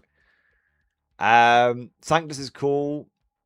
The only thing I would maybe suggest with the Ridge Runners is there's this thing called like the Auger Array, which basically strips cover off the enemy. So you might want to, I'm not sure, you might want to go for that instead. Fights first is okay. Fights first is okay. It's not as helpful now as it once was. I don't think you honestly, I don't think you need fights first, man. When you think about it, 5 acolytes are going to die like piss. Yeah. So yeah, blob up the Gene Stealers, blob up the Neophytes a bit better, and then consider going for the Ridge Runners that strip cover. I think it's the Auger Array, but consider it, look into it a bit more, because I don't know GSC that well. That's just off the top of my head. Yeah. That's my sort of quick, high-level take. All right. Hope that helps, man. That right bastard, thank you for the super chat. Hey! Investing in an old world streamer. I have been missing covering old world. I have been missing playing old world, and I know that. So, rat bastard. I know I keep saying this to you, and I keep not organizing it. I know you're probably at this point sick of me saying it, but we do need to get some games in. And I know it's on me, but bro, I've sorted everything out. So, the hobby room, I don't know if you've seen it. You've seen it before, obviously, because you come over for a couple of games. But I have completely reorganized my hobby room, so I can now actually, like, swap between games a lot easier. Let me turn my camera around so you can see. Behold the actual organization. It's never been done. So I can literally just take all the 40, because before all the 40k training was just like piled up on the sort of console tables. But now it's all got boxes and everything. So now I can literally take all of this 40k terrain, shove it in one of the big boxes, and then take the old world terrain, which is on the shelf above, and just put it on there. So it's much, much, much easier for me to, much easier to now swap between game systems. Because what always used to happen is, it used to be like this whole rigmarole, taking the whole rigmarole, taking the old terrain away, putting the new terrain. It just wasn't organized at all. So yeah, it's fully organized now. So it's much easier for me to just go, oh yeah, shove that away, take that out. So yeah, we'll organize a game. Let me check my schedule. I've got a schedule now and everything, and I put things into it. So let me check my schedule and my calendar, and let's see if we can get a game in. And because we need to get the halflings on the channel. I'd love to do some battle match together. I think that'd be amazing. As you said, Old World is feasting right now. So I keep saying let's make it happen. Let's make it happen. Let's make it happen. All right. It's on me, I know. But yeah. Yeah. All right. But dude, thank you so much for the support. Thank you so much for the support. And let's get some fucking games in, bro. Let's do it. All right. What have we got next? Curry Kane, thank you for the 15 months, man. X-Force, baby.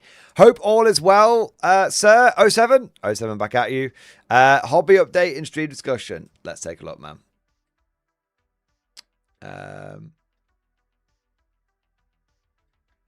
I don't see the hobby update.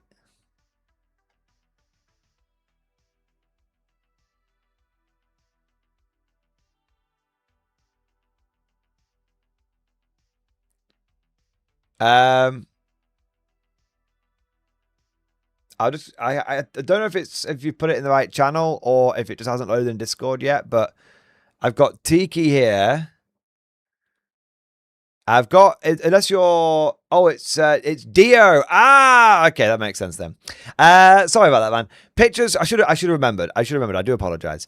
Pictures from my Heresy 3rd edition game from last weekend. We played with the SN rules for terrain. Dark Angels versus T-Suns, 1,500 points. It was a very close game.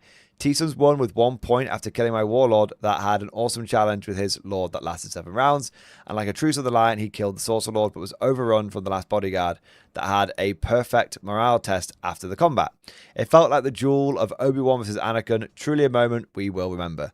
I am building the new Chaos Warriors that I got from the Orbital box set. My first game will be a battle march versus Cathay side. Nice. Well, I tell you what, man. That does look really good. And obviously I've been quite disparaging of Heresy. But that actually looks really good.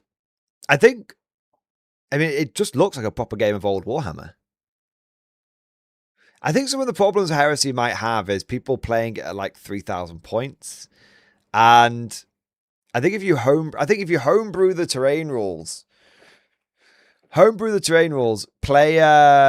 some of the custom missions that people have come up with, and maybe play it at a slightly lower points level, it's probably actually a very good game. Yeah. Yeah. That's cool, man. Yeah, the models are very detailed as well for Heresy. I do like them. That's so cool. An actual epic battle on top of a Chaos Shrine. Absolute cinema. Absolute cinema. Nice. Yeah, I mean, Heresy is a really cool game. It's just I think they just completely dropped the ball with the third edition rules. It's a shame, but yeah. At least I'm glad that someone's managing to get some fun out of it. Yeah. Nostalgia Vivek, thank you for 31 months. X-Force, baby. I was in France and went to... Why did you put an asterisk on France? I was in France, went to Waterloo. I want Napoleonics. Well, it's funny. There must be something in the air right now, Nostalgia Vivek. Firstly, cool that you went to France and you went to Waterloo. That's very, very cool. There was something there right now because at the tournament this weekend, Simon said to me that he's like, I want to do Napoleonics, I want to do Epic Black Powder, and I want to do the Prussians. And I was like, okay. Okay.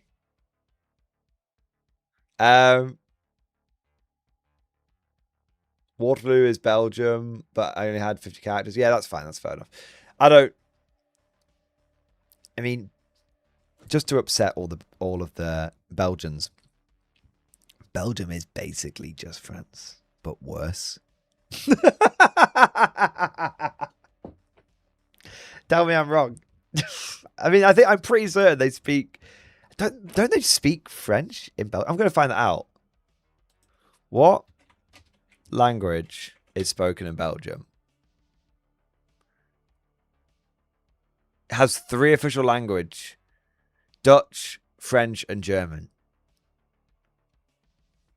So it's Belgium was basically made up to try and stop people from going to war with each other. And then it led to 2 world wars. So it basically has no reason to exist anymore. Literally, it was made. It's like, okay, if we make this country here and we make it neutral, then everyone will have to respect the neutrality. So people definitely won't attack through it. And twice people just went, fuck that. Fuck's sake. Anyway, now that I've been mildly racist and I've upset all of the Redditors and everything, we can move swiftly on. But Simon wants to do some epic Waterloo. And there's, I mean, if Simon's into it and he paint and he's painting stuff, it'll give me motivation to paint something up. Yeah. MG, are you supposed to be building a Belgian army? I do have a Belgian army. That's true. Yeah, for bolt action. Yeah, I do. I'm getting there. I've got the models. I just need to like actually build them and paint them now. Yeah. All right. What have we got next? Cosmic Drew, thank you for super chat. I love the idea of Battle March. I might look into it. Also, I have a K47 list to discussion for a big game on Thursday. It's time for Bohemia to stand for the Green Vault. Let's have a look, man. The Blades of Bohemia. 16 order dice, 8 rift dice, 3,000 point K47 army. Oh lord, it's a chunky one. We've got STG. We've got Company Commander Style Troopin. Wow, that's an expensive boy. I love it. I love what you can start doing at the big points levels. Inexperienced Platoon Commander, Style Troopin Squad, Shrek Wolfen, Schwer Troopin, Volksgrenadiers, Air Force Forward Observer, Sniper Team, Schwer Troopin Panzer Shrek Team. I love that you got the double LMG on there. You got the Opal Multia. You got a Wotan, Inferno Spinner, Puma, Fortune being a Falk Squad. And then there's more. Another Puma, and then a motorcycle with sidecar. Filthy. double Puma X. Heavy. Wait, does the Wotan have the rail cannon as well? Let's have a look. Yeah, double foot. Cosmic is taking no prisoners. Holy shit, man. Cosmic is taking no prisoners. A Wotan and double Puma. Double grab Puma. Holy shit, man. So I think the armor side of your list is very powerful. I think the infantry side of your list is perfectly reasonable, but yeah. But yeah, like you've got a lot of punch on your armor, but your infantry is most. I mean, apart from the Shrek Wolf, and your infantry is a lot of. I know the infantry's okay. You've got light AT in there. You've got Super Panzer Shreks and stuff. Yeah. So no, Colin, I think it's a strong list overall. Yeah, it's a very strong list. Yeah, Jenny's got some work to do. Yeah, indeed. Jenny, break out the 18 Baldwin. I mean, Ursus.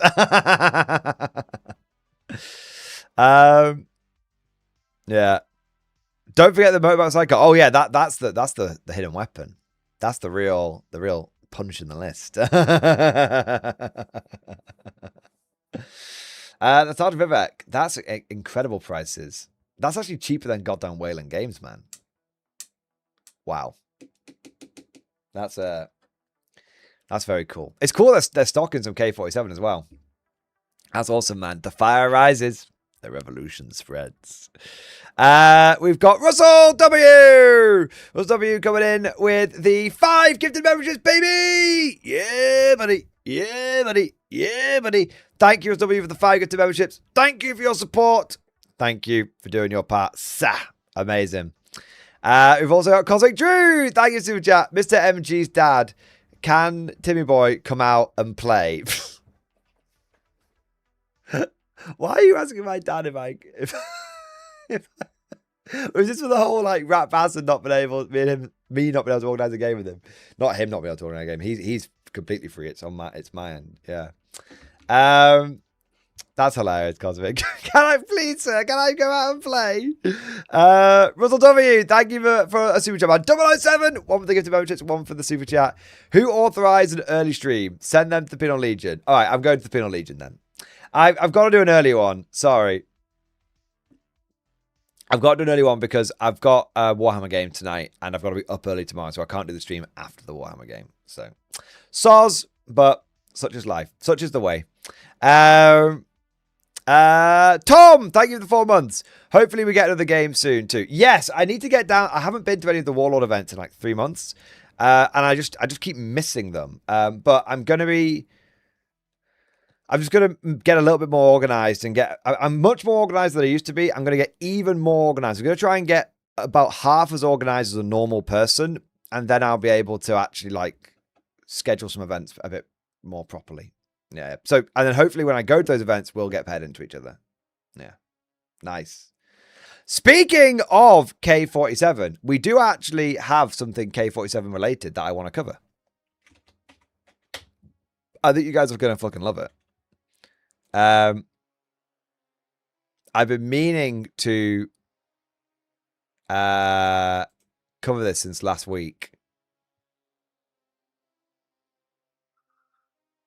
In fact, I think we've got two things here, maybe. Let me have a look. Oh, do you know what's better than one epic Konflikt 47 article? Two epic Konflikt 47 articles. How do we... Guys, how does it sound?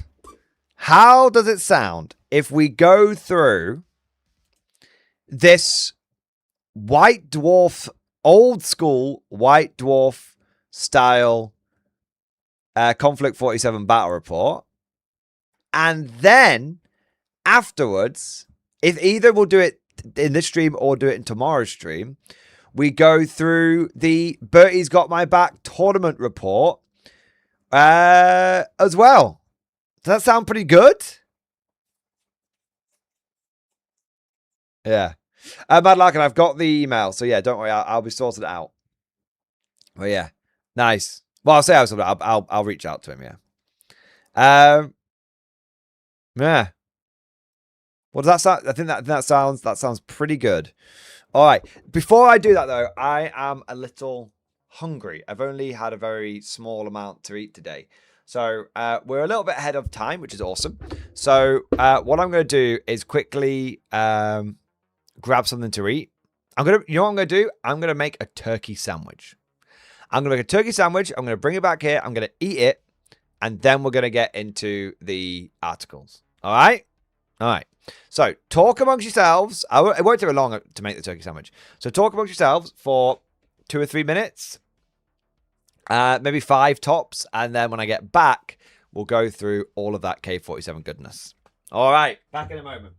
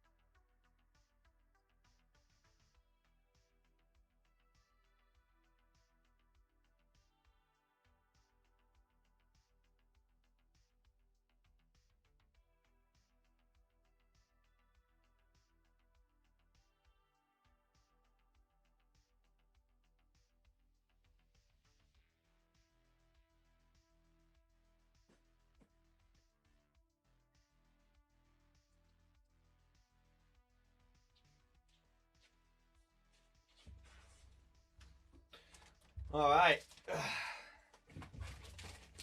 There we are.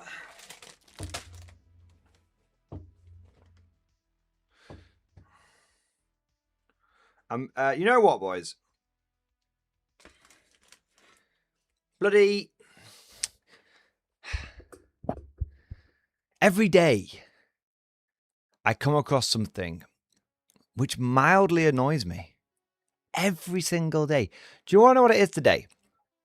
So I've been getting the same turkey, packet of turkey meat for years. And it comes from, it's sort of the one thing that I sort of treat myself on. Not the one thing. One of the few things that I treat myself on. I get the Tesco's Taste the Finest turkey.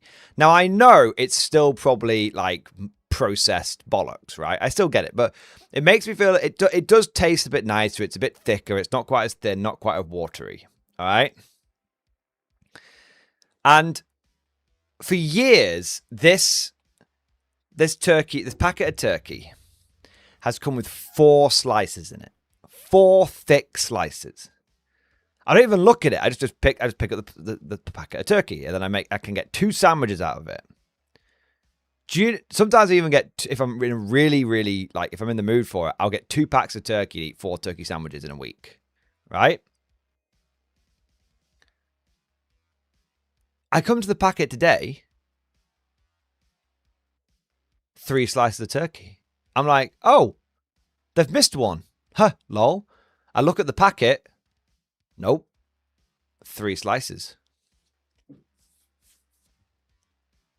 They've taken 25% of the turkey out. So now if I want to have more than... And 1 slice isn't enough. So now if I want to get more than 1 sandwich, I have to buy the 2 packets. And even if I do, I'm still getting less than I had before.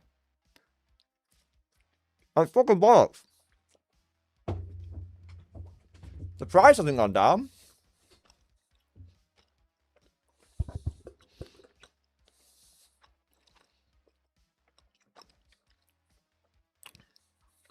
I'm not eating the fucking insects.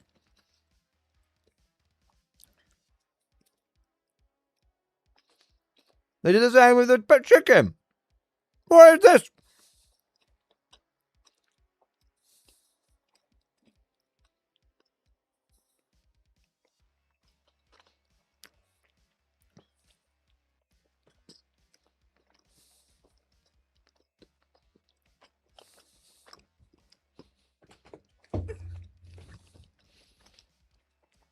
Ham hook, raise my own. But raise my own fucking turkeys. Yeah. Oh, sorry, guys. I'm not a bloody self-sufficient, off the grid, full-time bloody hermit.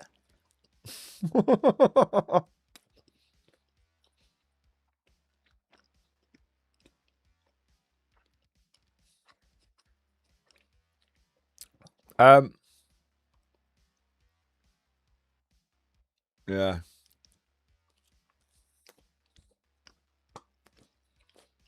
I don't think I can raise chickens. I live on a housing estate. Like, I don't think anyone wants my chickens running up and down the street getting run over by cars and eaten by dogs and shit.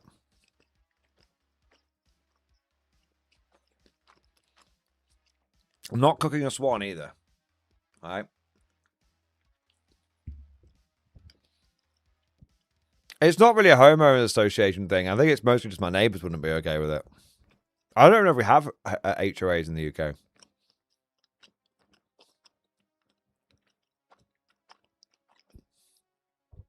Yeah.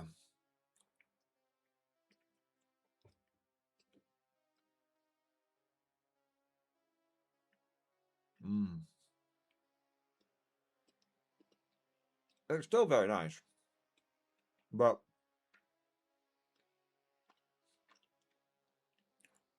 oh, do we have the dreaded council instead? Fucking hell, yeah.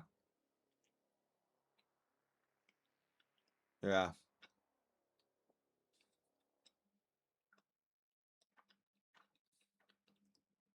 But yeah, it just annoyed me, man. 3 slices of turkey. Because obviously, right? Obviously, 1 slice isn't enough for a sandwich. So they know you need to have 2 slices.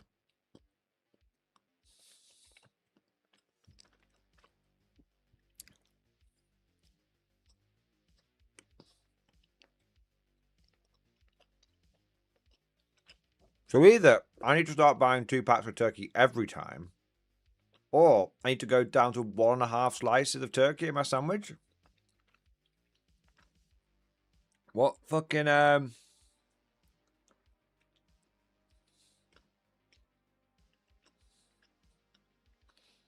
what has life come to?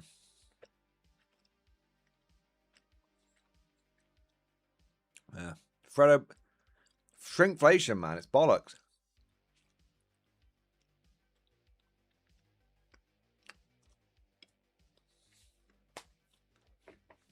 Two slices is a bit decadent. No, it's not.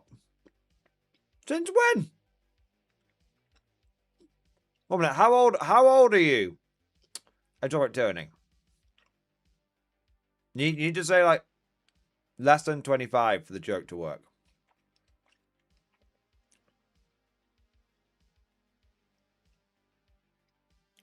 Ah, fuck, it doesn't work then.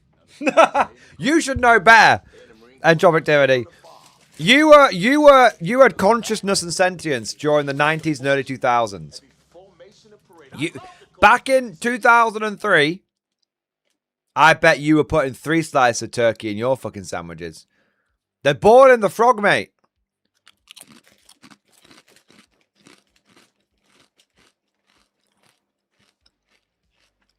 You don't even realize it.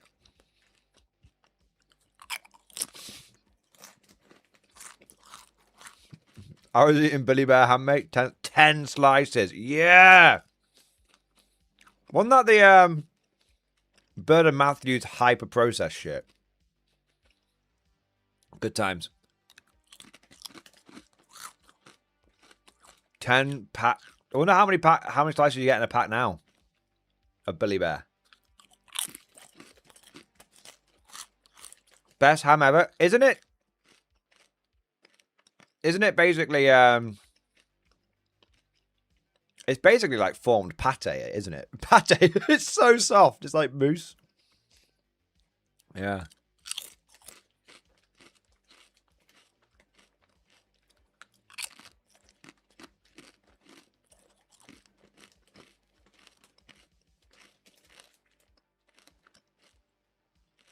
It's all sawdust.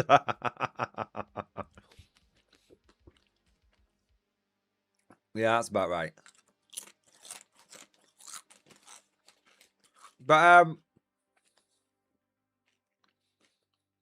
yeah, back in the day, you used to get things were just better. The Matrix was right. Human society peaked late 90s, early 2000s.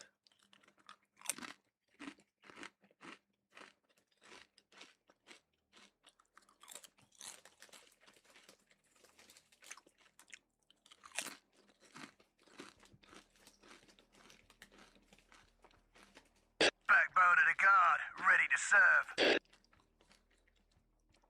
If I had a time machine, I would go back and I would stop the 2008 financial crisis. That's when the timeline shifted.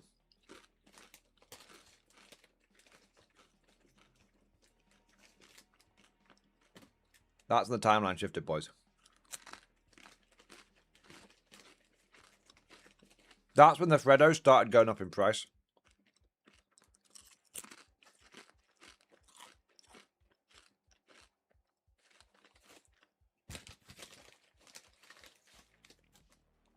Yeah. It was Harambe. When did Harambe die? Wasn't that 2016?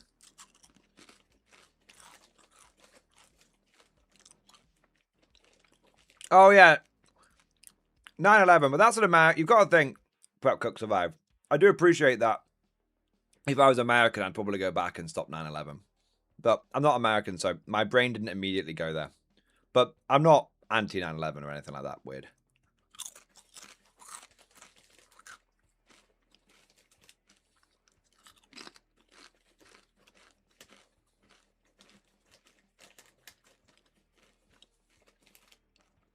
Jimothy, right, that Jimothy thing,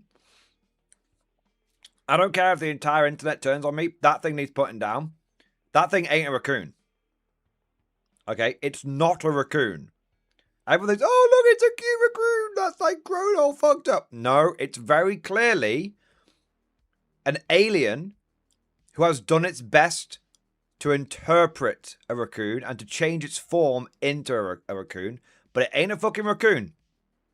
Alright? I ain't a raccoon. That's a raccoon if GW fucking designed one.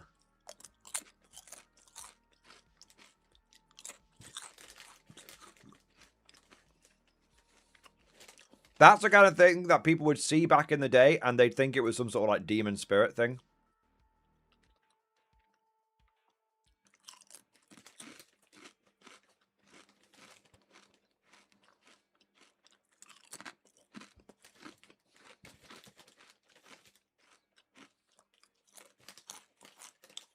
What the fuck's a Jimothy? Google it. I'm eating, bro. Like, I don't do everything for you.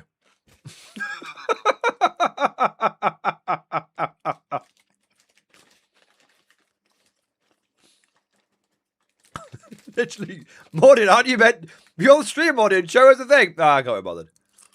I'm eating. I told you, boys. Professional streamer.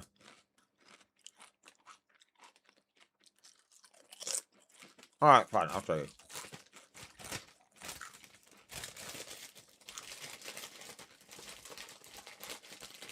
Yeah, I'm on break. I'm on break.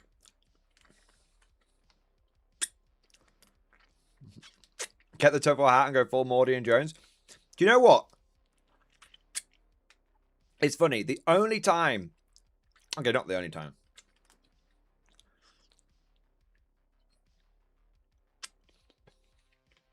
So I quite regularly get emails from people who are upset with me, thinking that if they email me that I'll change my mind on something. Fucking idiots. But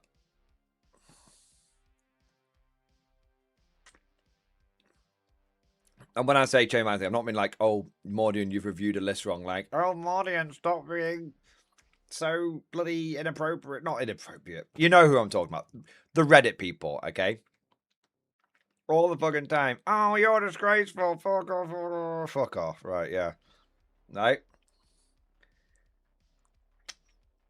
The only time I've ever had it happen by like a lot of people at like one go was when I used Alex, when I made an Alex Jones parody.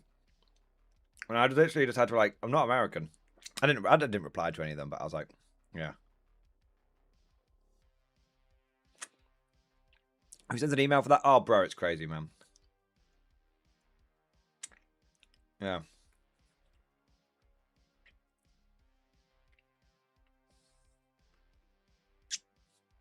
I'm just not American. Like, to me, I'm sure Alex Jones is an absolute... I don't know. I actually don't... The only time I've ever watched Alex Jones is when he went on Joe Rogan and he tried to get choked out and he that was it. That's the only time. And even then, that was like a 4-hour-long video. Couldn't even be bothered watching the entire thing. He's just a meme. He's just a meme. That's all he is to me. Mordian, I can't wait to see the Odyssey. I'm not going to see the fucking Odyssey. Not because I'm not going to see the... Well, okay, I will go and see the Odyssey if it's good. But the word on the street is it's not very good. But then, before anyone thinks I'm being weird or anything, I didn't ever see Oppenheimer either. So, it's not... I don't know. I don't go to the cinema all that much. What was the last film I went to see in cinema? Okay, the last film that I wanted to go and see in cinema was Alien Romulus, and that was like fine.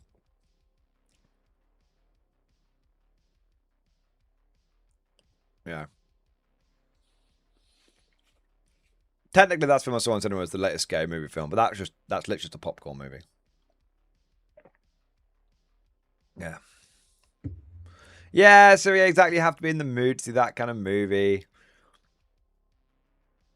And with something like The Odyssey, so it's right. I'm just gonna say the the bit that everyone's thinking out loud. It's not because they changed a bunch of the cast and they've got Black Helen of Troy or anything like that. Like that is not the main. That's not.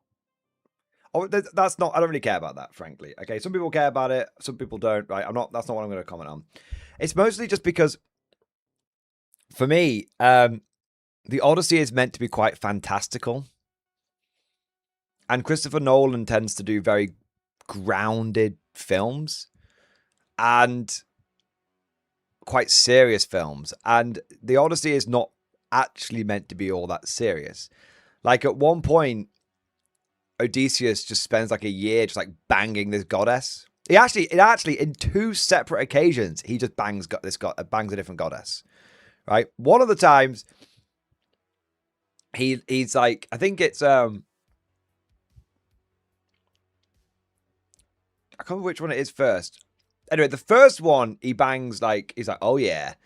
I think it's when all the men get turned into pigs, and he basically goes and gets all his men unpigified, and then just like bangs a goddess nonstop for like a month.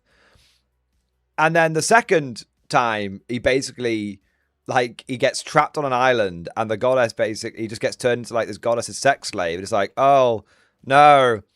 This beautiful, and the thing is, the goddesses are both beautiful, like both times. Like, oh no, but the thing is, he's more upset the second time for some reason. I think the first time he's fine with it when he bangs the pig witch, but second time he's like, no, please, I want to get back to Penelope. But maybe at that point he was feeling a bit homesick. But anyway, the point is like.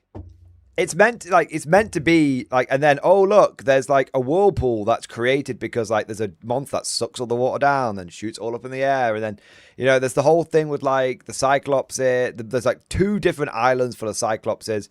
And then there's an island which is basically full of like aliens, advanced humanoid aliens, which is really, really cool. They've all got they've got like robot technology and all this kind of stuff. It's really, really cool. So yeah, there's loads of really cool, like fantastical bits. It's meant to be an epic adventure with heady heights and terrible lows. And I just think Christopher Nolan, I mean, and this is what I've heard the film is like, but Christopher Nolan's is going to make it far too like grounded.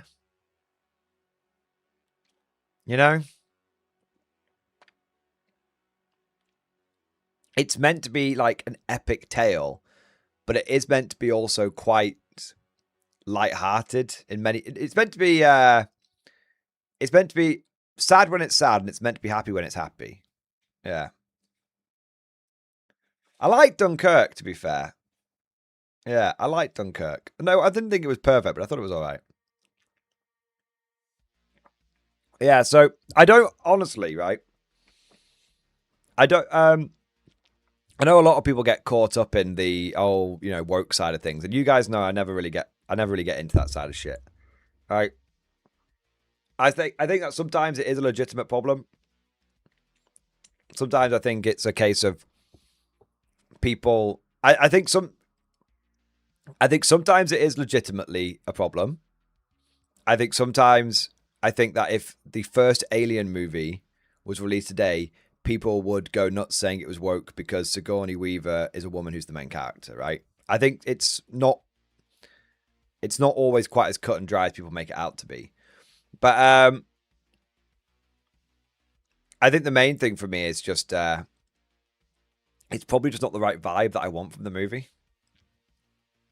I want it to be quite a colourful adventure.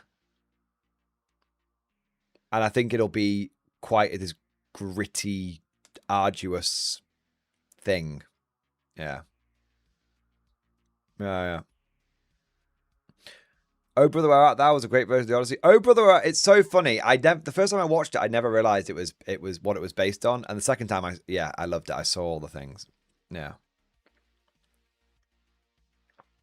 Yeah, I think only people are very jumpy with it. People are very jumpy with it, but there's a reason why people are jumpy with it. Yeah. Yeah. But so yeah, I'm not that bothered about seeing the Odyssey just because. Also, I've seen a lot of the trailers for it, and it looks really. Well, I tell you what, I have one problem with modern films. Okay. Oh no, Mordian's going political. No, I'm not. Shut the fuck up. I have one problem with modern films. They're not very colourful anymore.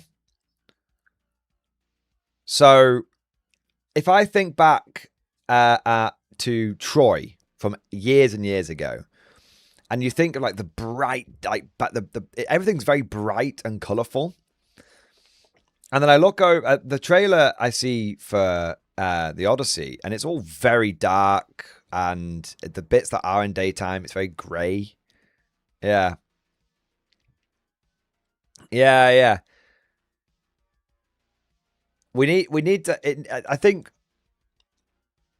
having gritty darkness is good when it's, it's not all. I don't want every movie to be, bright and colorful, but I think if you're retelling a great epic poem, a great epic saga, it needs to be quite bright and vibrant.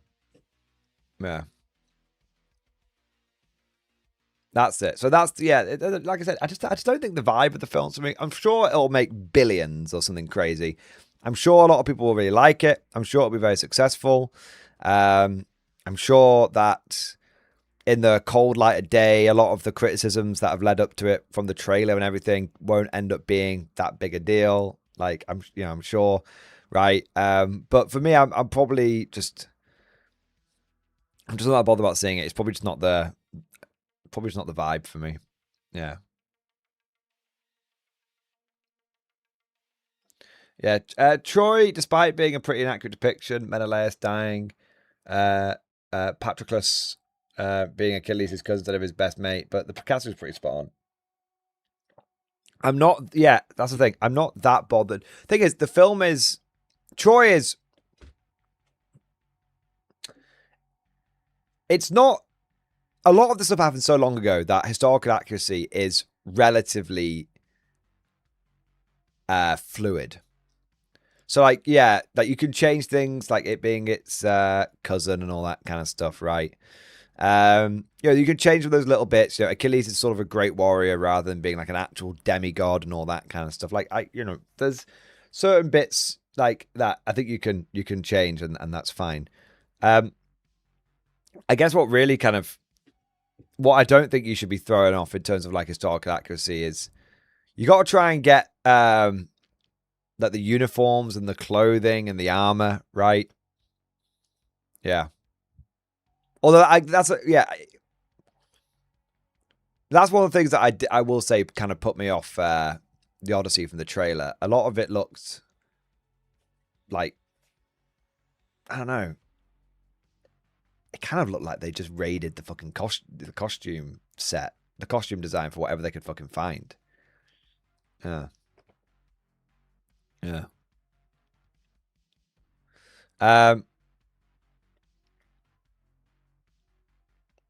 Menelaus dying does make the whole war pointless though, considering Helen was his wife and the Greeks were at Troy to get her back to him, and when he died, the war would be over. And Starvivik, you are correct. But I think in the film Troy, Agamemnon is very clearly using the whole Helen thing as an excuse to essentially conquer Troy. So, in theory, Menelaus dying defeats the whole point of the war, but Agamemnon's not actually there for Helen. He's just using that as an excuse to get Troy under his command. So it actually, in a funny sort of way, the war continuing on kind of shows that the whole getting Helen back was all bollocks. Yeah. And there was actually other reasons they were going for it. That's my understanding of it anyway. It has been a little while since I saw the movie. Yeah. Alan Glory, you said Dawn of War 4 looked bad. I did say Dawn of War 4 looked bad, but that was when I saw the initial trailers. And also, I was very much in a I fucking hate Warhammer place at that time. Whereas now, I'm a bit more. I've got all the bullshit. I've got all of the negativity out of my system with 40k, and it's just like it is what it is. And two, although I still have a lot of problems with it, but I'm just not as salty about it anymore. And two, I've seen actually some gameplay, and the gameplay looks pretty good. Yeah, yeah, yeah. Ugh. Anyway, Dawn of War vs. Total War. Total War looks so much better. I haven't seen. I mean, I think they both look very good. But Total War's got the guard in it, so clearly it's better, right? Yeah. This is the thing. Blackstone Chapter Master, fair. Guys, this is the thing. It's possible to change your mind on something when more evidence has been presented. I know it's insane, but on the internet, the prevailing wisdom is you must pick a team, and then no matter what, you always support the side your team falls down on, no matter what. But there is this thing called being reasonable, which means that you can have an opinion, but if more information comes out, it's possible to then change your position and your opinion based on what's called being informed. I know, it's crazy. It's never, ever, ever been done. I don't know if it'll ever catch on, but apparently this is the thing that people don't do on the internet. Everyone just goes, no! Every time. No, I know, Blackstone Chapter. I know you're just busting my balls. I know. The ironic thing is that what the internet was originally made for. Well, see, I grew up on the original internet, so maybe that's why I am this way. Dawn of War got me into 140k period, but Total War is probably my all-time favorite game franchise, so the two being put together is a dream for me. Dude, I love both, yeah. I've just been playing a bit of Total War Attila recently, and I'm absolutely addicted to it. I was telling my brother all about it, and now I'm going to try and get him into it. If I take a week off work randomly at some point, it's because I'm going to be trying to play a week of Total War Attila non-stop, where I play as the Eastern Roman Empire and Morty Bro plays as the Western Roman Empire, and we just take a week off work each and we just play through it. But I don't know if that'll ever happen. But a man can dream. A man can dream, right? I think it's co-op, isn't it? Yeah. Stream it. I might record it and put it up, but yeah. I won't stream it. It might just, you know what? I might just do it as a thing for me. All right. We've got some super chats here, and then let's get into some of this K47 stuff we need to talk about. All right. So we have got Marold, my boy. Marold, thank you for super chat. Hi, early. I have completed my first vow. Glory to Armageddon. Hey, let's have a look, man. Let's have a look. Marold, I nearly managed to get you to miss the stream, but never quite. Never quite. Let's have a look here. I have completed my first vow. Glory to the Earth says I may have an opinion on a certain conflict. Let's have a look. When you say conflict, you mean Konflikt 47? Nice. Dude, they look awesome, man. Yes. I love the stars you've done on the chest. They look excellent, bro. Triple mullet. You absolute insane fucking hero. I love it. I'm so jealous right now. Nice. There we go. Very, very cool. Oh, the other conflict. Oh, there's conflict with them, and the other conflict being Ukraine. Fair enough. Nice. I think it looks awesome, man. Yeah. Maybe these are some sort of well, the question is though, are these Ukrainian separatists, or these are like they might be Ukrainian loyalists if it's in Konflikt 47, right? So yeah, could go either way. All right, but I imagine it's not that. I imagine it's not that deep, and it's probably just support for the current Ukraine thing going on. Dude, that's awesome though. Look at that. You've got a Mastodon, triple Molot, shitload of bears, and a pound officer. Is that a 1,500 point army? That feels like it's got to be more than 1,500 points, right? I don't know, actually. That's like 500, 400, 500. They're like 250 each. So yeah, it's got to be over. It's got to be over. But that is a very, very heavy Soviet army, and I love that. That's awesome, man. What have we got next? We've got Hopes and Jams. Thank you for the 40 months, man. X-Force, baby. Thanks, Mordy. Boy Action French Army List in stream discussion. Let's have a look.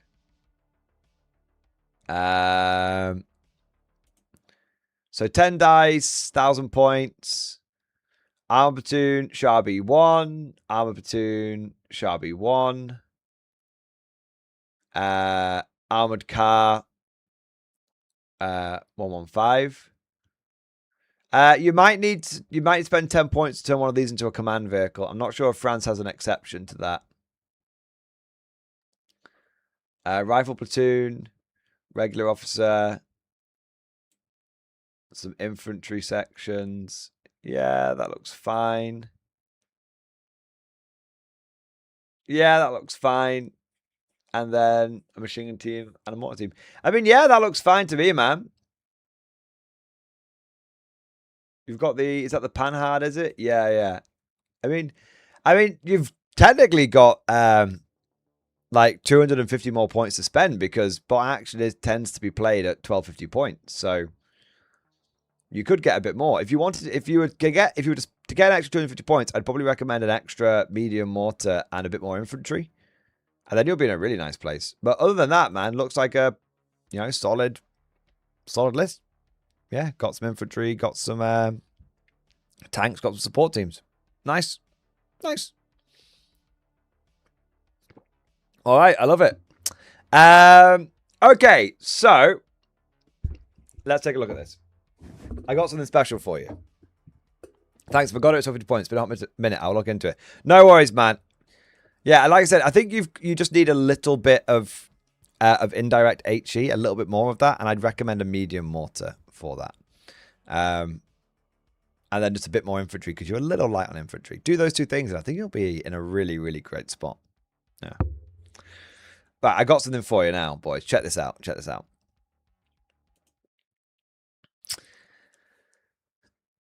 Gentlemen, I don't mean to alarm you, but I think I've got a bit of a tasty treat for your viewing pleasure today.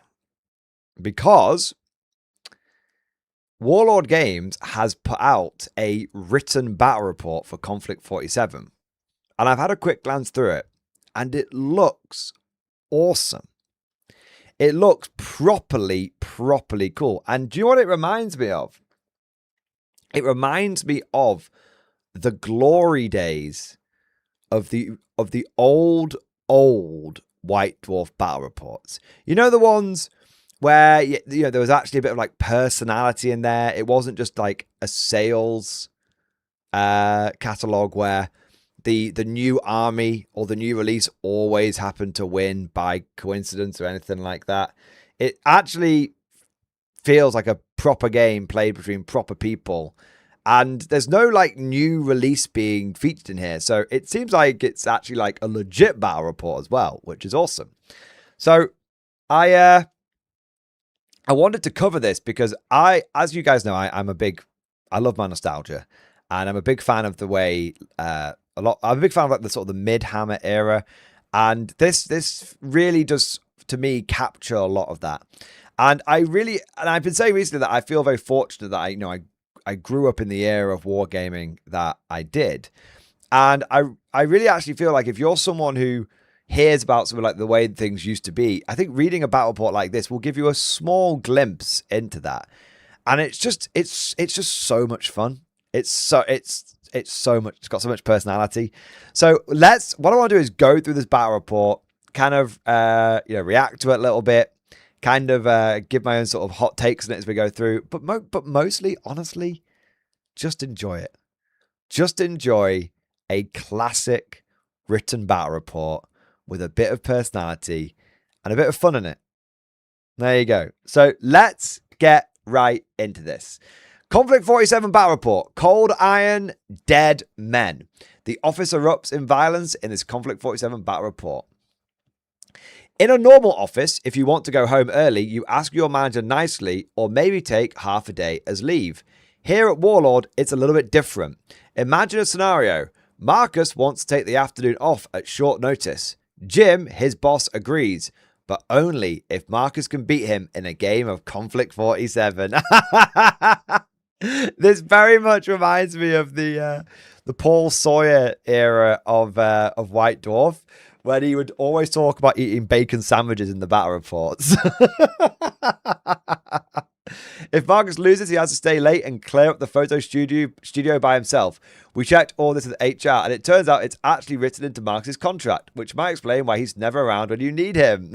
Ed. Yes, I love that. There's like, is that Ed as in Ed the editor? I love that.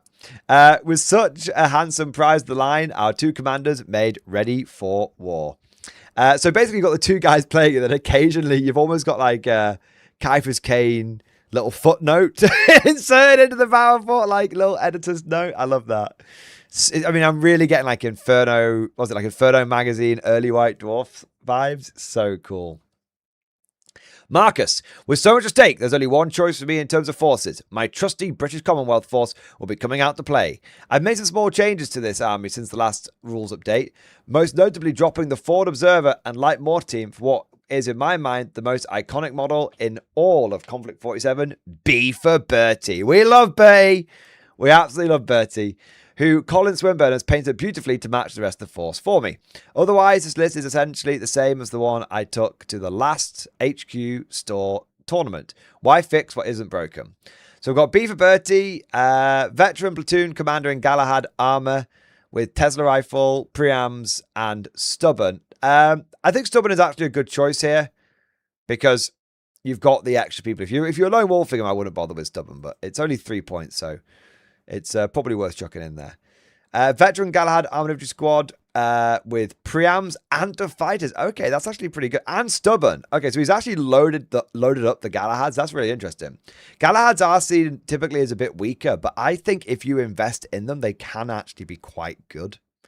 Because they're not too bad as far as power armor troops goes. And anti-tank launchers are really good at just killing things, including things like Shrek Wolfen and stuff.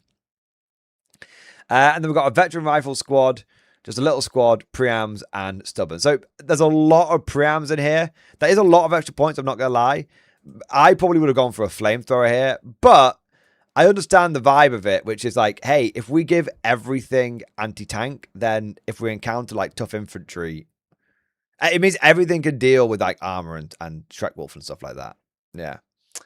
We then got Armored Walker Platoon, which is a veteran Merlin Heavy Walker and double veteran Hornet.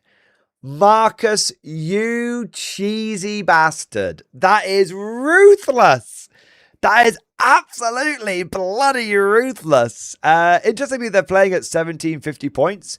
I don't think Warlord is making this a new standard or anything. I think sometimes it's nice to play with a few extra points so you can get some of the big boys in. And my God, Marcus is bringing the big boys. Look at that for an army. Holy shit, boys. That's so cool. He's gone for the absolute minimum size squads on the Galahad. So yeah, them being quite small and elite with the rockets, it's actually quite tasty. Yeah. I love the paint job on them. And I have to say, I actually really like those winter infantry. Very, very, very cool. The double pistol guy is awesome. I love that. Yeah, they look excellent though, don't they? Really, really good all around. Yeah, nice. All right. My My plan is pretty simple. The walkers will do the vast majority of the killing, while the poor bloody infantry try to stay out of the way and grab objectives. For what I remember of Jim's Axis collection, I'm expecting a lot of Style Trooper and Totem Core, neither of which my Galahads are particularly good at killing. It's going to be down to the Heavy Brigade to punch, kick, and shoot me to victory. I've not played against Jim before, but he's been wargaming for longer than I've been a person. Does that count as does that kind of shot count as a preliminary bombardment? Hey, listen to you little shit. The future is now, old man, I suspect. Yeah, I love that. And I suspect I'll have a cunning plan up his sleeve that I'll have to watch out for. All right. Jenny, all is fair if paid time off is on the line. That's true. That's true. If you want to have that half day off, you're going to have to bring out the heavy mob. Totally agree. Yeah, totally agree. Got a question from Frog here about plastic fair trooping. I've not heard anything about plastic fair trooping officially yet, but there is a Totem Corps who's wearing what looks like to be new Schwertruppen armor, so I think they're almost certainly coming. I think they've probably already got the design done. It's just a case of working out when they're going to release them and what weapons they're going to give them. Like, are they going to update them with something we've not seen before, or are they going to keep them the same weapon systems? Yeah. So newbie gods, I'd love to have a workplace. If getting a half day off is to play a wargaming match. I know, right? I know. All right, now we've got Jim. So that was Marcus. Now we've got Jim. Fighting a battle against Marcus is always an intimidating prospect, but knowing he'd be using his Commonwealth army that had done pretty well at a recent tournament made it even more daunting. Being old and weak of mind.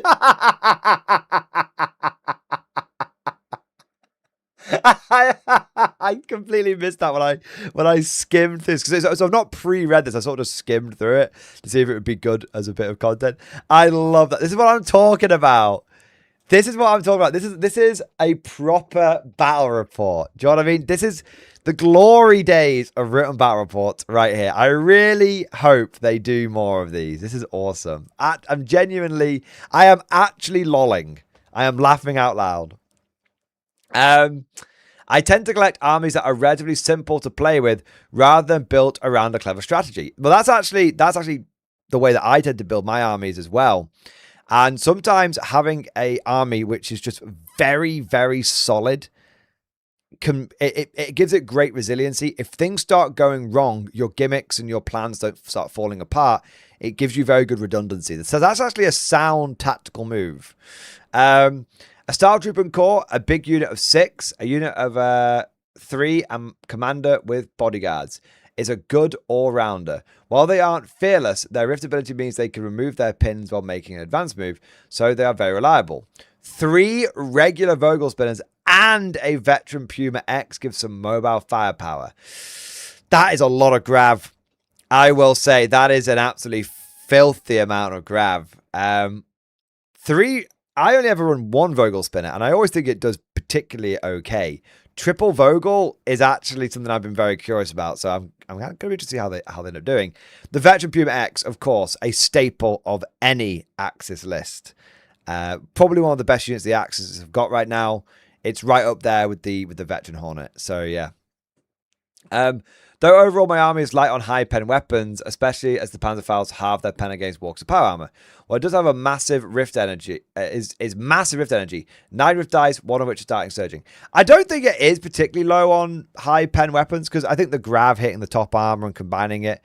I think the Vogels are a little lighter, but the veteran Puma X is very good at killing vehicles. Pardon me. The list tops off with 2 big units of Totem Corps. Marcus suggested playing at 750 points, but I only had 1,495 points painted. Luckily, a Totem Corps is 1,250 points, so I borrowed a squad from the store to make up the numbers. Nice! There we go. Double Totem Corps. Vogel spinners for days. And a very solid amount of Style Trooping. 12 Style Trooping? All right, but both players are not pulling their punches. This is a proper fight, this is. Look at that army. I have to say, I love that army, man. The Style Trooper in the purple armor goes incredibly hard. I was not expecting that at all. Feels very like Roman Praetorians. And then the yellow stripes on this one to mark out the commands. And then the yellow sort of rift energy in the eyes. That's very, very cool. Yeah. Got the I like the Grav Puma and the turret still in the red color from the factory. And then the fucking yellow tiger Vogel spinners look excellent. I actually have to say these all look very, very good. It all looks very, very, very good indeed. Holy shit, man. Nice. What have we got next? So Nibby, I'll be honest, I'm kind of liking the early states of K47. I like a mix of bot action K47 and pure K47. Dude, early Rift War is so much fun. I totally get it. And it does make the Rift units feel very like stand out. I like both. I like going early Rift War, and sometimes I like going full send, all Rift all the way, late Rift War at the very end of 1947, all of the Rift energy. It's sometimes I'm in different moods for different kinds of game. Yeah. So Nibby, we need this back. This is epic. It's so good, isn't it? The mission: in the ruins of a town near the Axis stronghold of Festung Ravensburg, a small Commonwealth force attempts to reconnoiter the ground. If they can seize a foothold in the rubble, they create a staging post, allowing friendly forces to begin concentrating. Little does Captain Blatherwick Smythe, amazing, know his troops are not alone. That's not an official named character, by the way. That's just the name of the captain that of the platoon commander for the Commonwealth. No, his troops are not alone. Axis forces under Hauptmann Ulrich von Bock have detected their presence and are en route, intent on securing the town for themselves. No abandoned research facility. I know, John Doe. It's a whole new world out there. It's a whole new mission. Our two gladiators were confronted with a pretty basic scenario, which should suit their level of talent nicely. 3 objectives were placed along the table center line, while the board was set up with plenty of big bits of terrain to resemble a bombed-out city. With media engagement deployment on long table edges, it's a classic fight to take and hold ground. You might even call the objectives key positions. Hooray! There we are. Opening salvos. Deployment began cautiously, with neither commander willing to risk their armoured units too early. Jim had executed his plan early, infiltrating the total core about 12 inches from his board edge, while Marcus deployed the enigmatic B for Bertie near the central objective. Clearly, he'd been wandering the battlefield in expectation. He is a mysterious stranger, B for Bertie. Some desultory fire was exchanged between the infantry, but it was definitely a waiting game to see who would blink, or be forced by the dice bag first and bring their walkers on. As the turn drew to a close, actually, let's have a look at it. 3 points of luck, a 50 cal, and the hearts of K47 players everywhere. Bertie's got it all. Yeah, baby! I love it. B for Bertie. As the turn drew to a close, the battle lines had begun to form, and it was clear that Marcus was definitely wary of Jim's significantly heavier infantry, with his Galahads largely taking shelter behind the ruins and avoiding direct confrontation with the Stahltrooper. Eventually, though, the armour began to arrive, and it wasn't long before the sparks started to fly. Can I just say as well, I'm loving the terrain. You've got like an overview picture here as well. But I'm loving the terrain.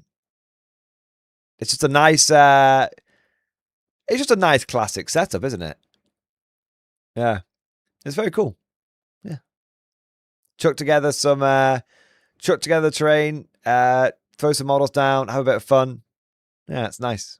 I'd say I do like it a lot. Just good terrain for a nice casual game.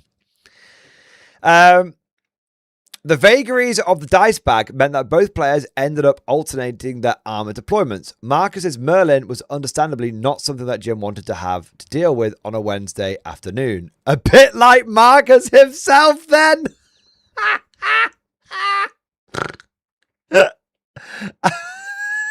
This is I'm just going to say, it's very sassy. I'm loving the sass in the battle reports.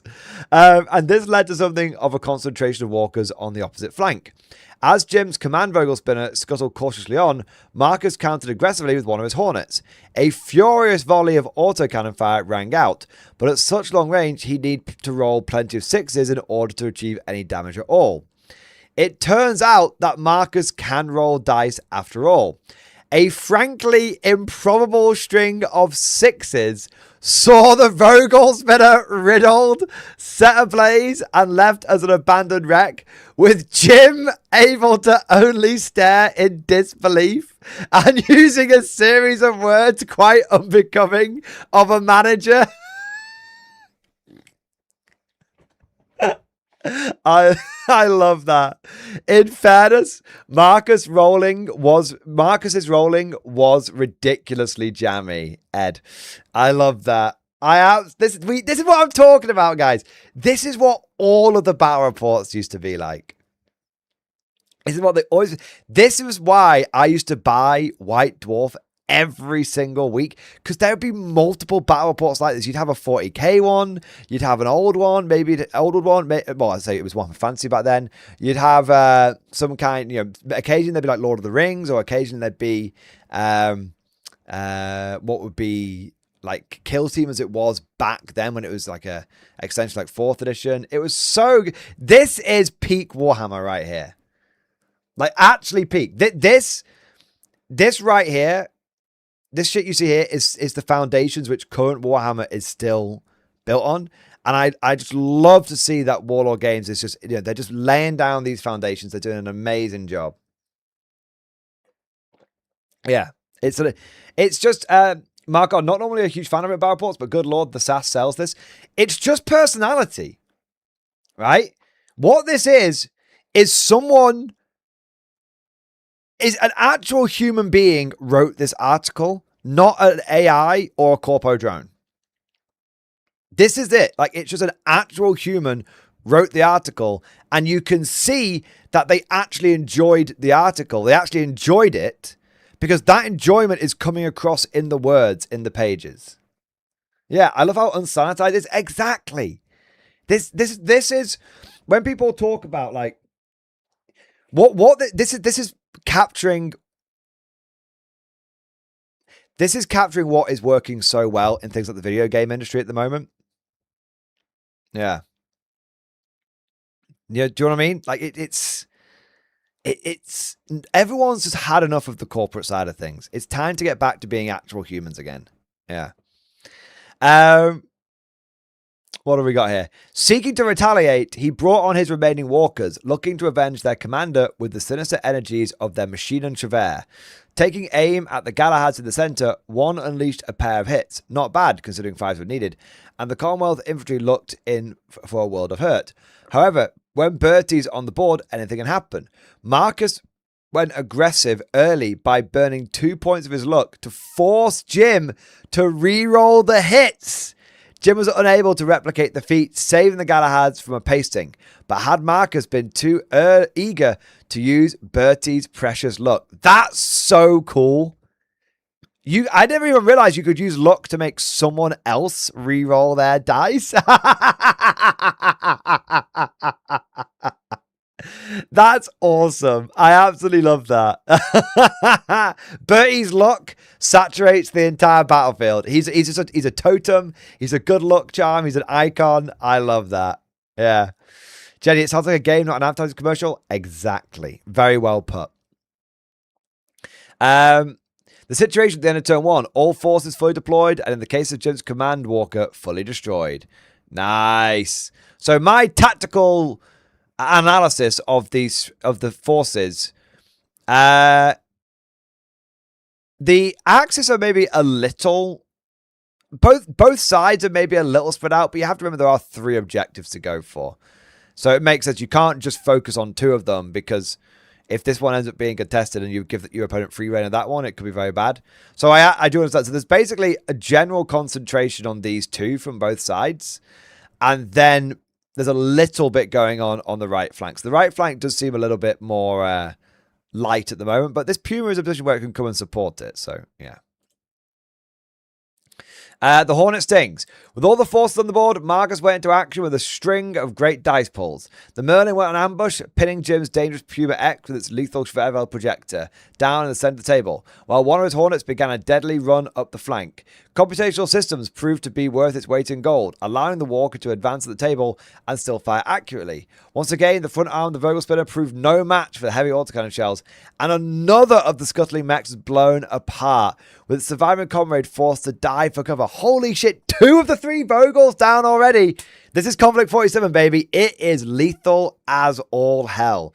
Gotta remember when they get within 24 inch range, those heavy autocannons are a pen 3. That's it's moving and shooting with no penalty. That's huge. Sticking to his aggressive strategy, Marcus moved his platoon commander, the aforementioned Captain Blatherwick Smythe, up, spending his point of guts to return the Hornets' dice to the bag. Okay, so the Brits are absolutely going full send. They are on the aggression.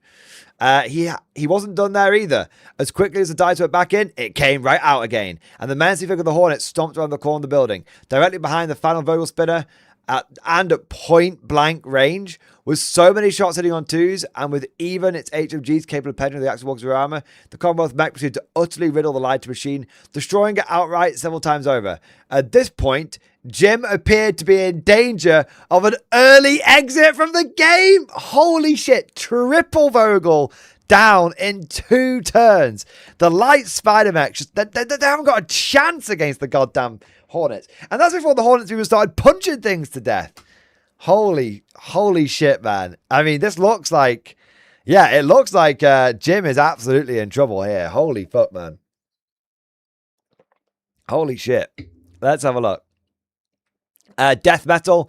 The colossal way to fight unleashed by Marcus' Hornets puts paid to Jim's last Vogel Spinner. Yeah, man. Although those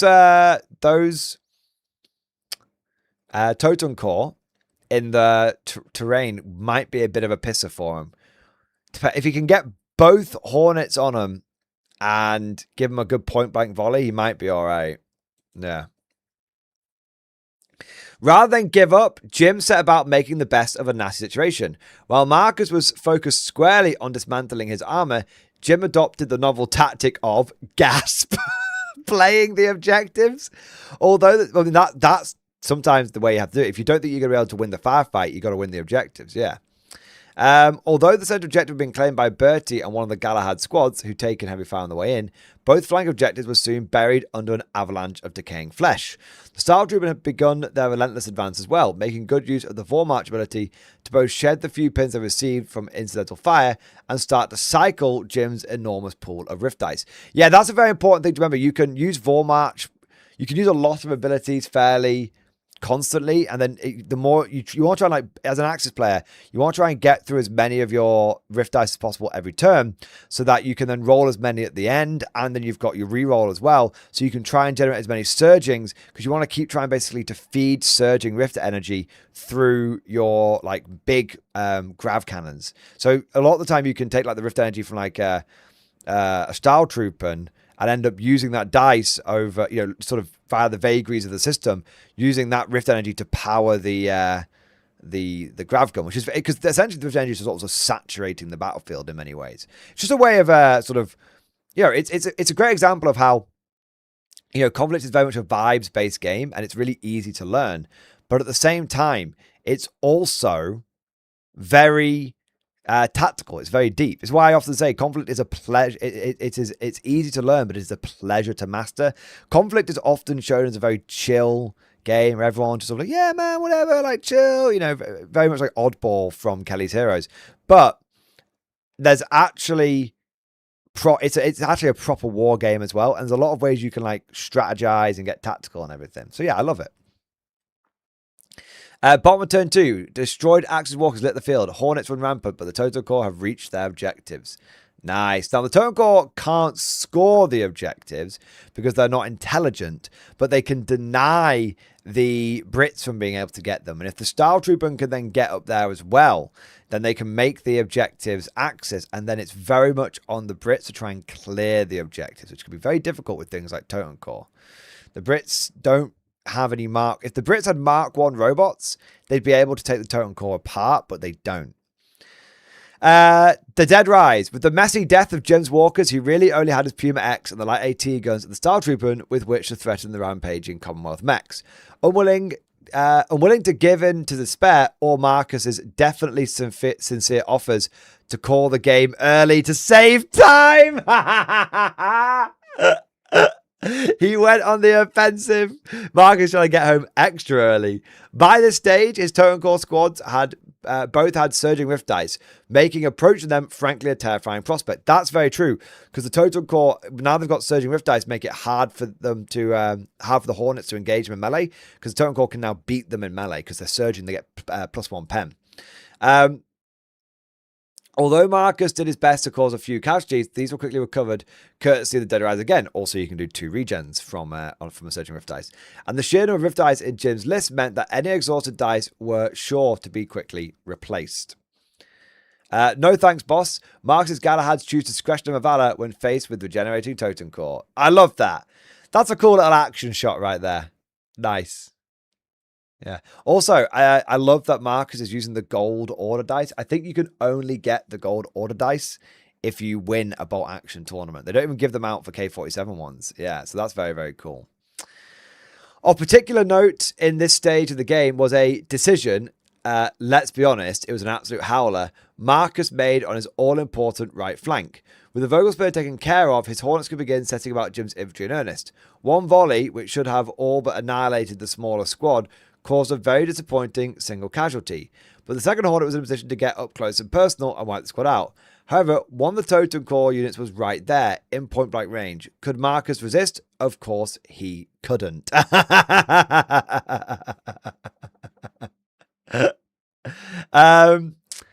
Yeah, I mean, that's the thing when you start getting a little tunnel visioned, and if you start getting flush with victory, you know, a little bit, you can start making mistakes. I did that in my game against Simon when I was using my 18 Bulgrin 2 super heavy list, and I ended up thinking, oh, I've got this game in the bag, so I went after Nigel the Nightbringer because I thought, oh, fuck it, I'll see if I can take him on. And that actually cost me the victory in that game recently. So it happens to the best of us, even experienced players.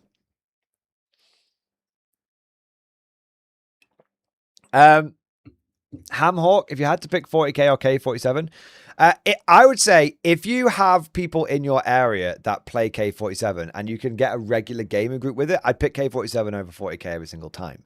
But from a gameplay point of view, from just like a barrier to entry in terms of cost point of view, just from a vibe point of view, I think K47 is just a phenomenal game. However, I still think that 40k is a good game, and I think 40k has a massive advantage in terms of that everybody plays it. So if you have people to play K47 with, and that's going to be like a long-term thing, I'd say K47.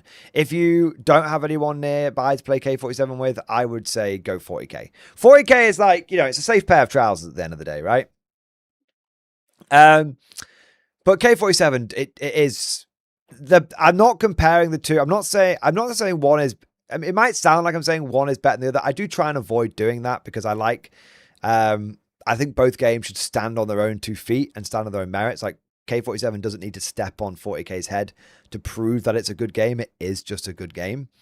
But I also, you know, I think, so that's why I think I've been very fair there. 40k has got fantastic availability. Really, really does. And I think that cannot be understated as a point. But K47 is just very, very fun. And it's a lot less competitive. And it's a lot more vibes based. So as just a fun game, I do like K47, I have to say. Yeah. All right. What have we got here? 2 heavy autocannon shots, 12 HMG rounds hitting on 2s. Result, 1 dead Totem Core. Yep. I've seen that happen a lot. Which was instantly regenerated, and a lot of swearing from Marcus, who belatedly realized his error. Although neither player realized it, this was actually the turning point in the game. Ooh, okay. Halfway through the game, and a lot of firepower has been expended to very little effect on the Totem Core. Totem Core are so good, but they're totally handleable. Like, Marcus would not be struggling with these Totem Core even slightly if he had 2 squads of 5 Mark 1s.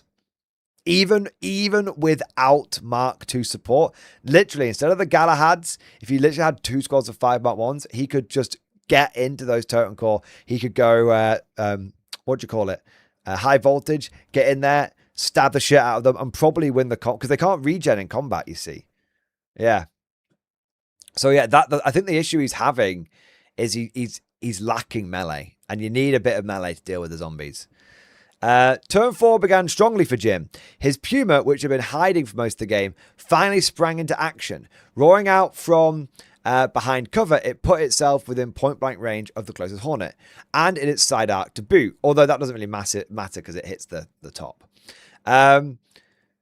With a surging Rift Die powering the monstrously potent Referal Projector, they are amazing, they're one of the most powerful weapons in the game, there could only be one outcome, and the Hornet was swiftly reduced to scrap metal, turned into a cube.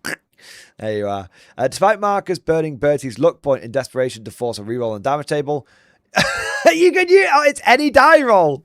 It's any die roll. I love that. Jim also pulled the all-important next dice, allowing his Style Trooper to dive onto the objective by the narrowest of margins, tagging it as Axis. From then on, Marcus faced an uphill struggle, as in order to reclaim it, he would have to first dislodge the totem core, and he just doesn't have the tools in the list to do that, especially now one of his Hornets has gone down. And considering like he's only got sort of 3 really potent units in his army, losing one of them is essentially like losing 33% of his army, when you think about it. The Hornet goes down, mauled by the Puma, leaving the way clear for the Style Trooper to seize the objective. Nice. Very, very cool. Very, very. Look at all the dead vehicles around. The photos are like, you know, when Spider's like upside down, the legs like inside. Yeah, they look so good, don't they? Look at the no expense spared flaming fluff. And you know what? I know it sounds silly, but I actually really do like when you put little bits of fluff on the battlefield, and when you look from sort of 2 feet away, you can see the burning hulks. It does actually add the extra layer of immersion rather than just sort of taking them off the battlefield. Yeah. I used to love it in sort of old Midhammer when a vehicle got destroyed. Sometimes it got wrecked and it became like a wreck like that. And sometimes it got obliterated. And if it got like obliterated or exploded, you actually had to like take the vehicle. You didn't have to, but most people did. Take the vehicle off and replace it with a crater. Yeah, very good. Marcus' retaliation was immediate and predictable. You might think he's a one-dimensional player. He's actually just a one-dimensional bloke generally.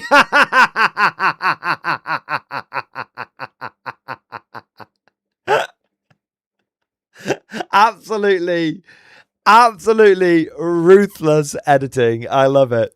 His surviving Hornet stomped forwards, obliterating the Style Trooper, still celebrating their victory, while his Merlin finally began to move up and engage Style Trooper, pushing for the other objective, causing minor casualties.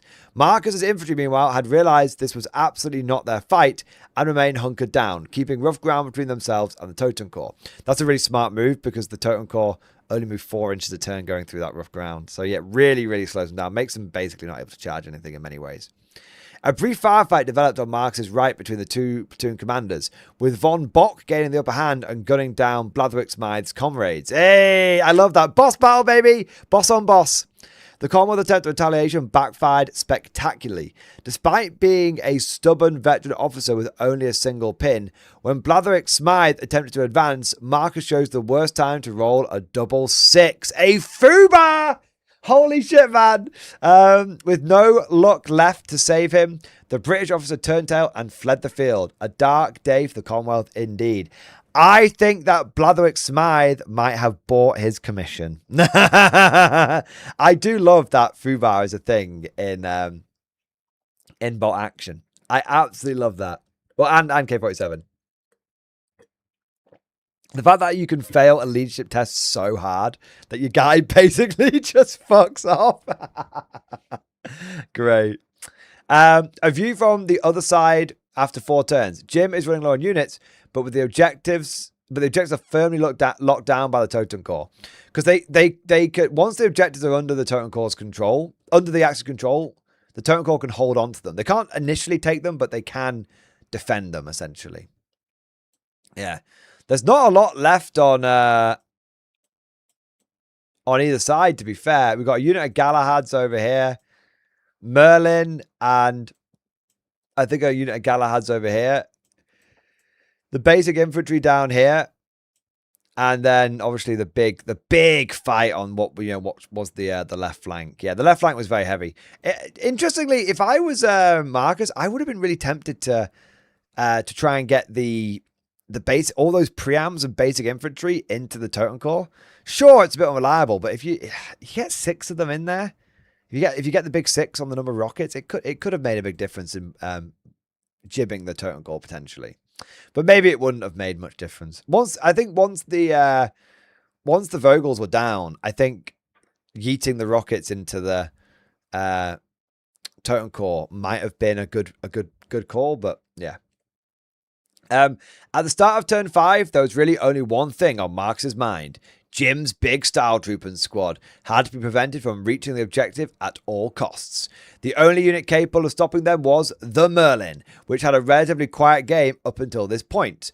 Marcus' strategy was clear. Advance the Merlin into Style Trooping, the infamous bump charge. Smash the Axe Heavies with fist and foot, then give them both barrels at point blank range to finish them off. Give them both barrels. Out came the tape measure, and the Style Trooper were just out of range. This forced the Merlin into a much less disadvantageous run and assault combo, and at the wrong moment, Marcus's dice luck deserted him. No casualties were caused, and with their next activation, the Style Trooper gratefully lumbered away from the Walker and tagged the objective. Game, set, and match to Jim. Hey, there we go. An amazing turnaround after losing 3 Vogel spinners. Absolutely amazing turnaround. With both objectives now claimed and covered in an undead, Jim's victory looked unassailable after 5 turns. With Jim having taken a commanding lead, the final turn became something of a formality, although that didn't stop Marcus from doing his level best to at least score some moral victories. Sadly, even these were denied to him, and the final unit of Style Trooper managed to survive the onslaught of both the Merlin and Bertie's HMG, albeit reduced to a single man. I mean, that's pretty good, taking out like 5 of the 6 of them. There was a faint hope in Marcus' eyes that a turn 7 might give him an opening to claw back a draw, but this was dashed by the roll of the dice, and the game ended after the 6th turn in an astonishing comeback win for Jim. Hooray! End of the line, a valiant push from Marcus' forces isn't even close to being able to dislodge the totem core. I mean, they're just so tough, totem core. I've said it before, I'll say it again. You just need to have some kind of melee like blender unit just to blend through them, whether it's assault frame or whether it's Mark 1 robots or whatever it might be. You need something to be able to blender through them. Yeah, you really do. Otherwise, they do exactly what they did in this game. They essentially, once the objective's been tagged, they just lock that shit down. And it's so difficult to dislodge them. Yeah. So I think the Axis definitely seem to have taken a lot more casualties than the Commonwealth, but the Axis did manage to win on objectives. And hey, a win's a win, baby.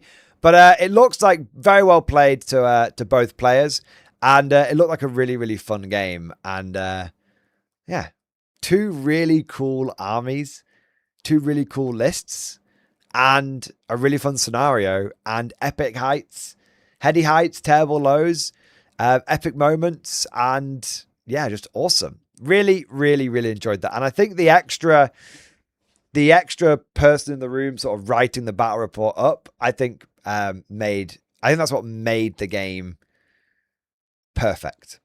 Yeah, I like that we were essentially seeing this through the writer's perspective rather than seeing it through the perspective of the 2 players, because this actually separates this quite significantly from like a White Dwarf battle report from back in the day, because back in the day it was very much done from the players' perspectives. But I liked how we got like the initial thoughts from the players. We're going to get the post-game thoughts from the players, but I really like that this was sort of done from the editor's point of view, almost done from us, the reader's point of view, in many ways. I really, really, really like that. I think that's a really good evolution and a bit of a spin on the classic written battle report style. Yeah, that was awesome. Okay, post-mortem. Marcus, curses, foiled by those damnable totem core. I really wanted that half day too. My troops and my dice performed fantastically, but there was just physically no way around the walls of undead flesh on the left and right objectives. Not engaging total core with my walkers early on was a deliberate choice to allow me to take out Jim's armor, but meant that the walking corpses were fully ensconced on the objectives by the time the Star Trooper arrived to tag up.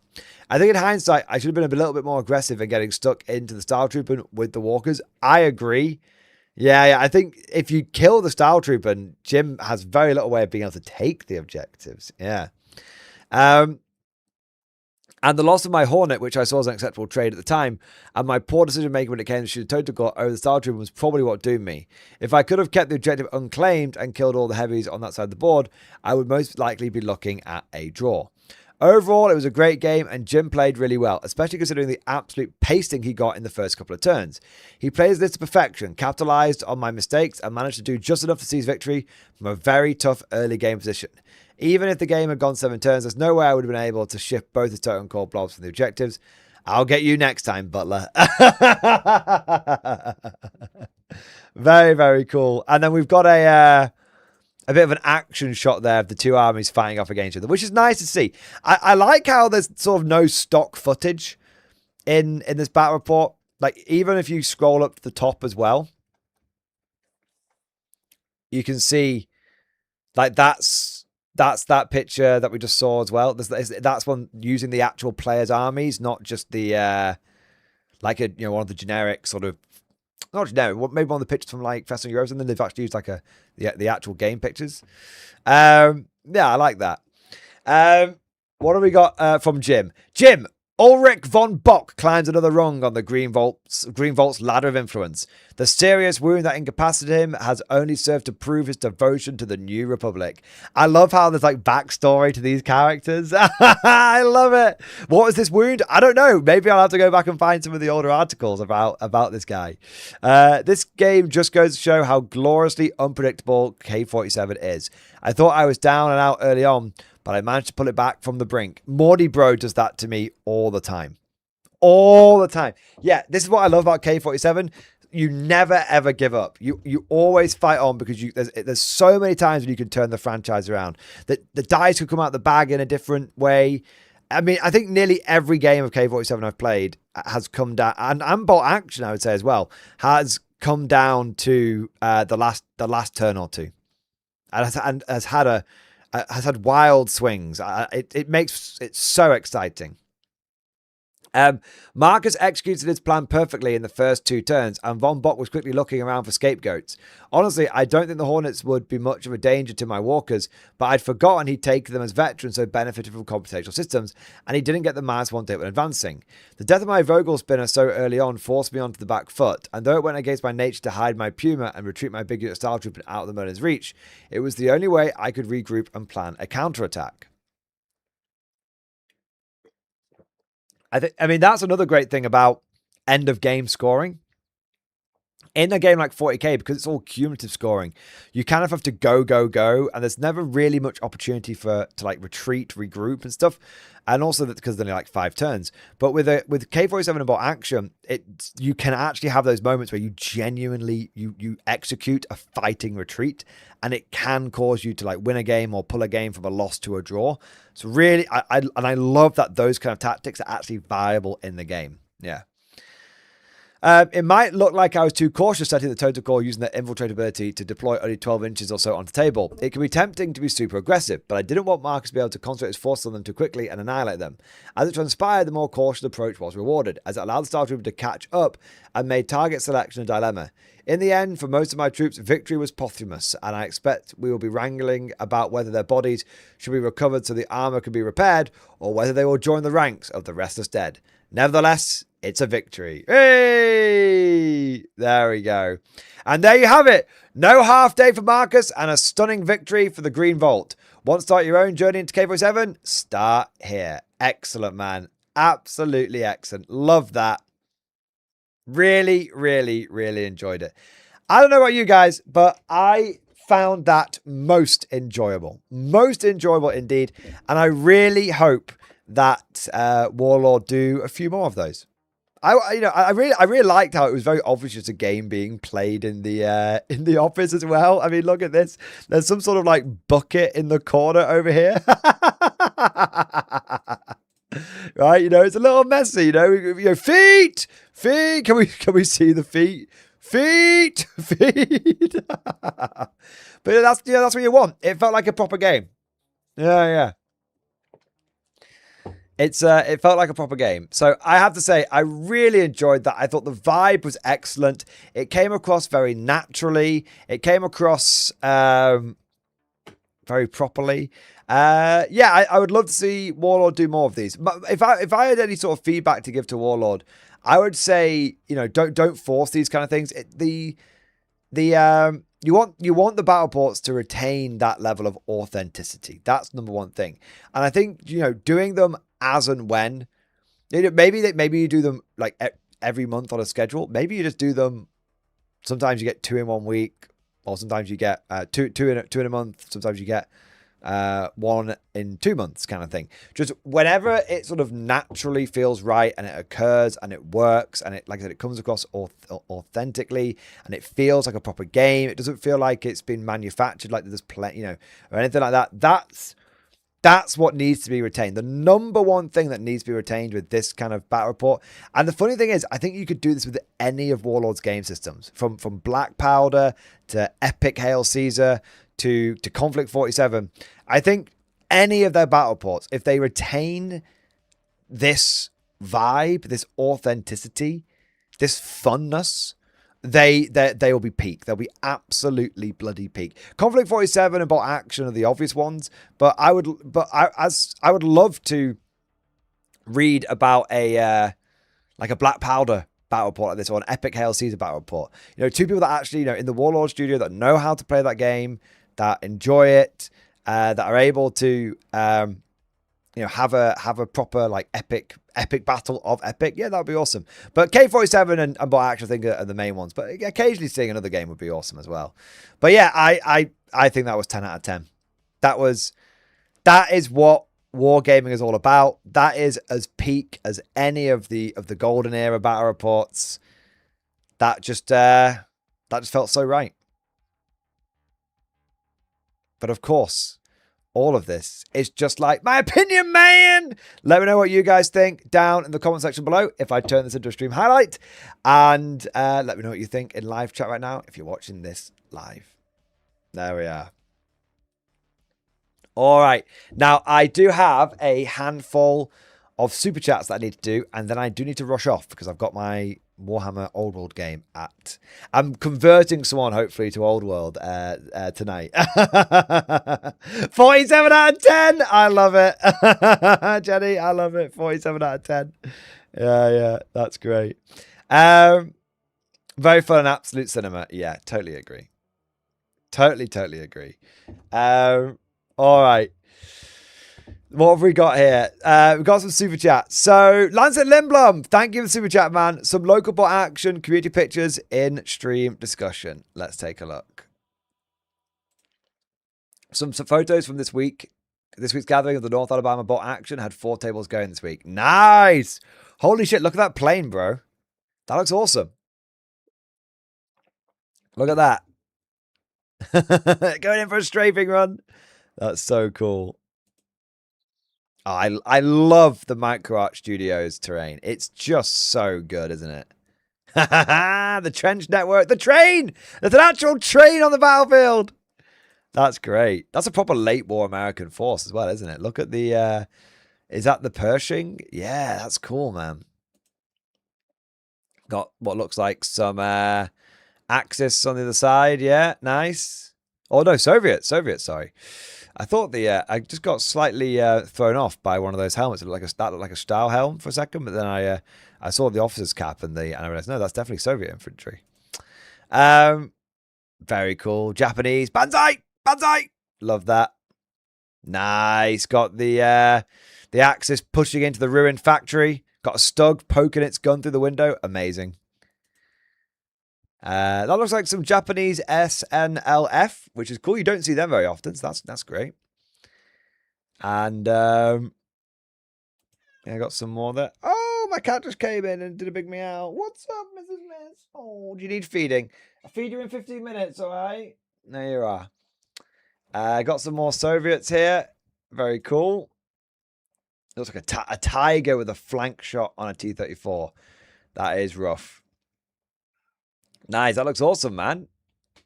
Yeah, that looks awesome. All right. What have we got next? Squiggle Sean! Squiggle Sean, thank you so much for the 10 gifted memberships, baby! Yes! Thank you for the gifted memberships, sir. Thank you for your support. Thank you for keeping us freshly stocked with new Totem Core. And thank you for being an absolute hero. Thank you not only for the 10 gifted memberships, but also thank you for the super chat as well. 007, baby. Incredible, man. Let's take a look. Some pictures, industry discussion from a couple of K47 games this weekend. Bust a Rift. Let's have a look. Got a couple of K47 games with a buddy in this weekend. Drove 3 hours to a nearby, by Texas standards. I didn't take too many pics because he's putting the battle on YouTube in a couple of weeks. Here's a few from the pre-game display and a couple from the games. That makes sense. You want to make sure that you're keeping the best bits for the battle report. I understand. Although, to be fair, you can't get if you show loads off, you still... it still makes for a lot of hype. But I guess you don't want to show what the end result was, don't you? Yeah. That's a beautiful table, man. Beautiful table and 2 beautiful armies.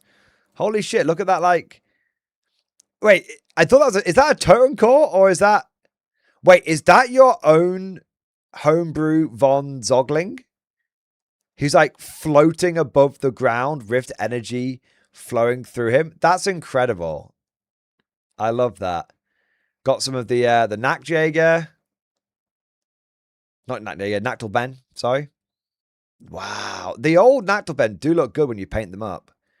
I think the ones on the Waller website don't do them any favors. The way you've done them, I think they actually look really cool. Yeah. I like that. God, the color scheme looks good, doesn't it? I know you got your army featured by Warlord at one point, and holy shit, man. Look at that. Look at that. That is beautiful, that is. Oh my God, it just keeps getting better and better. It just keeps getting... Look at the fucking spare trooper. Holy shit, man. Like, proper, like, tropic camo... tropic camo axis. That's awesome. And the Americans look excellent as well. I'm not going to lie. Your buddy's done a great job. I kind of like the... I don't recognize it, but I kind of like he's just gone for red and white. Like, it's interesting he's not gone for any blue on there. I'd love to know what, like, the homebrew lore behind that is. The linebacker's looking excellent as well. Very cool. Nice. I love that he's still got some bolt action minis in there as well with the... is that a Marine MMG team? Nice. Very cool. Is it a mortar? I think it's an MMG team. I think he's feeding the ammo in, but I can't quite tell from the angle. That's very cool. Yeah, I think look at the little car. That color scheme is perfect for that little car. I love that. Nice. Very, very beautiful. Very, very, very beautiful. Absolutely excellent, man. I cannot wait. Make sure you link us the battle port when it comes out in a couple of weeks. Yeah. I love that. Cosmic Drew, thank you for super chat. Forget the mold world. Make them play Konflikt 47. Look. One step at a time, brother. One step at a time. They must take the journey bit by bit. Maybe once they have got a taste of outside the 40k bubble, they may get a taste outside of the GW bubble.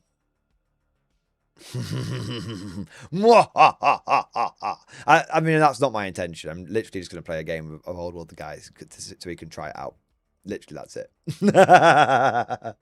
He probably has no interest in K47, and I'm not even going to mention it tonight. Yeah. However, there's a guy there that wants to try out bot action. Oh, yeah. It's all coming together.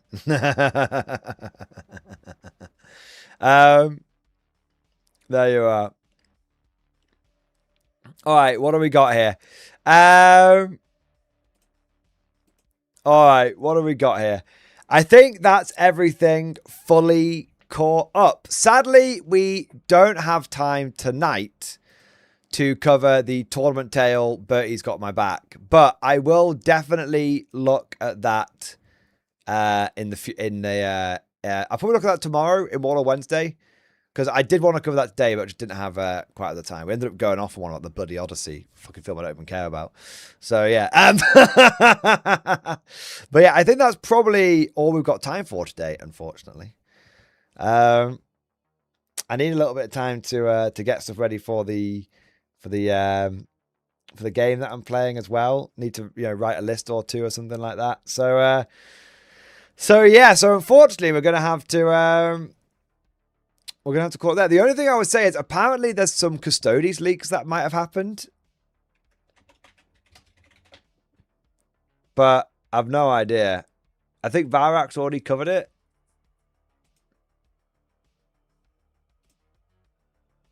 Oh yeah, maybe.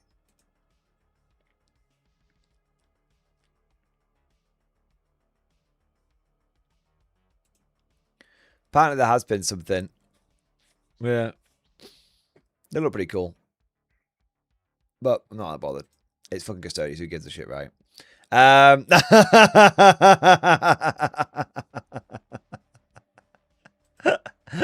Anyway. I don't play Custodes. I play Guard Stodes. Giving you Borgwyn models, GW, and my life is yours. Maybe. Actually, probably not. You'll charge too much and they'll be horrible to build. So yeah, actually don't worry about it. Don't worry about it. Anyway, right. I'm probably gonna shoot off, guys. But before I do, let me just take a moment to say a huge thank you to all of you incredible people. Thank you so much to everyone who joined today's stream. Thank you to all of you who liked the stream, who subscribed. Thank you to every single one of you who chatted away. And of course, a massive, massive thank you to every single one of you who went above and beyond the Call of Duty, coming in with all the super chats and the member flex and the gift memberships and all of that good stuff. Really, really do appreciate the support. And thank you to everyone for being patient and understanding with it being an early stream as well. So yeah, I know it can be a little annoying when things aren't quite to the usual schedule, but I do appreciate everyone who did join and who has been understanding on that front. But with all of that said, thank you for watching. We need a song to play us out. We had a K47 song to play us in. We should have an Old World song to play us out. Or should we have a K47 song to play us out?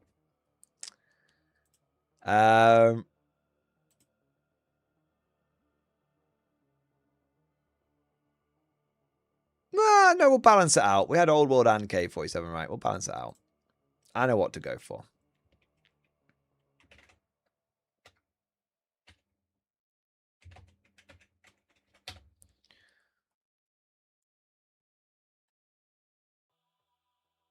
Okay, yeah, no, we're good.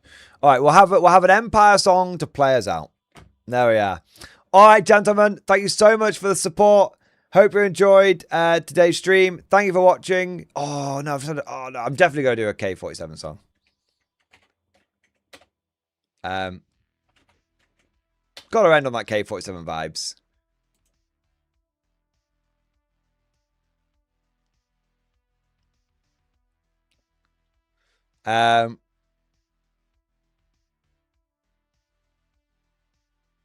All right, yeah, there we go. All right. I've got it. I think I've got it anyway. Let me have a look.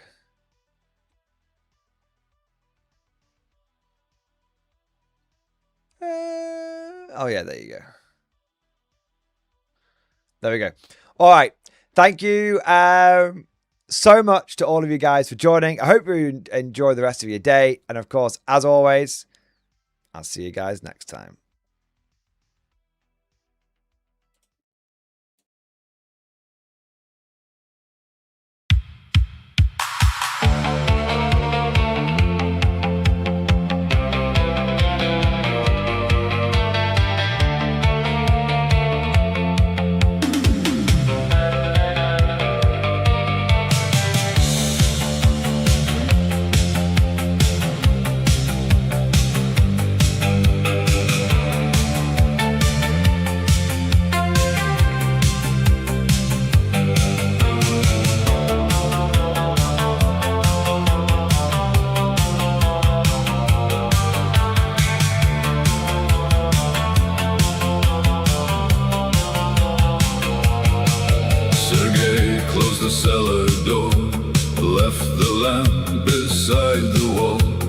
mother's street was rubble now. His father's roof was gone. He was no great guardsman, no hero from a song, just an engineer with fuel tanks and a code that smelled of smoke. The rifles cracked like insects, the dark kept walking in. Small rounds struck the monsters and fell from mutant skin. Fire rolls like waves, we hold the trench in ash. Our mighty flame stays, make the axes horrors thrash. Fire rolls like waves, burn the night away. Sergei holds the line, keep the beasts at bay. They came through Soviet station, through snow and yellow light. Big shapes in torn greatcoats, wrong bones in the night. The boys with old rifles fired until they cried. The beast kept coming forward with the dead man at their side. Sergei checked the pressure, hands shaking on the frame. His sergeant said, no courage, just step and push the flame. Fire rolls like waves, we hold the trench in ash. Our mighty flame stays, make the axes horrors thrash. Fire rolls like waves, burn the night away. Sergei holds the line, keep the beasts at bay.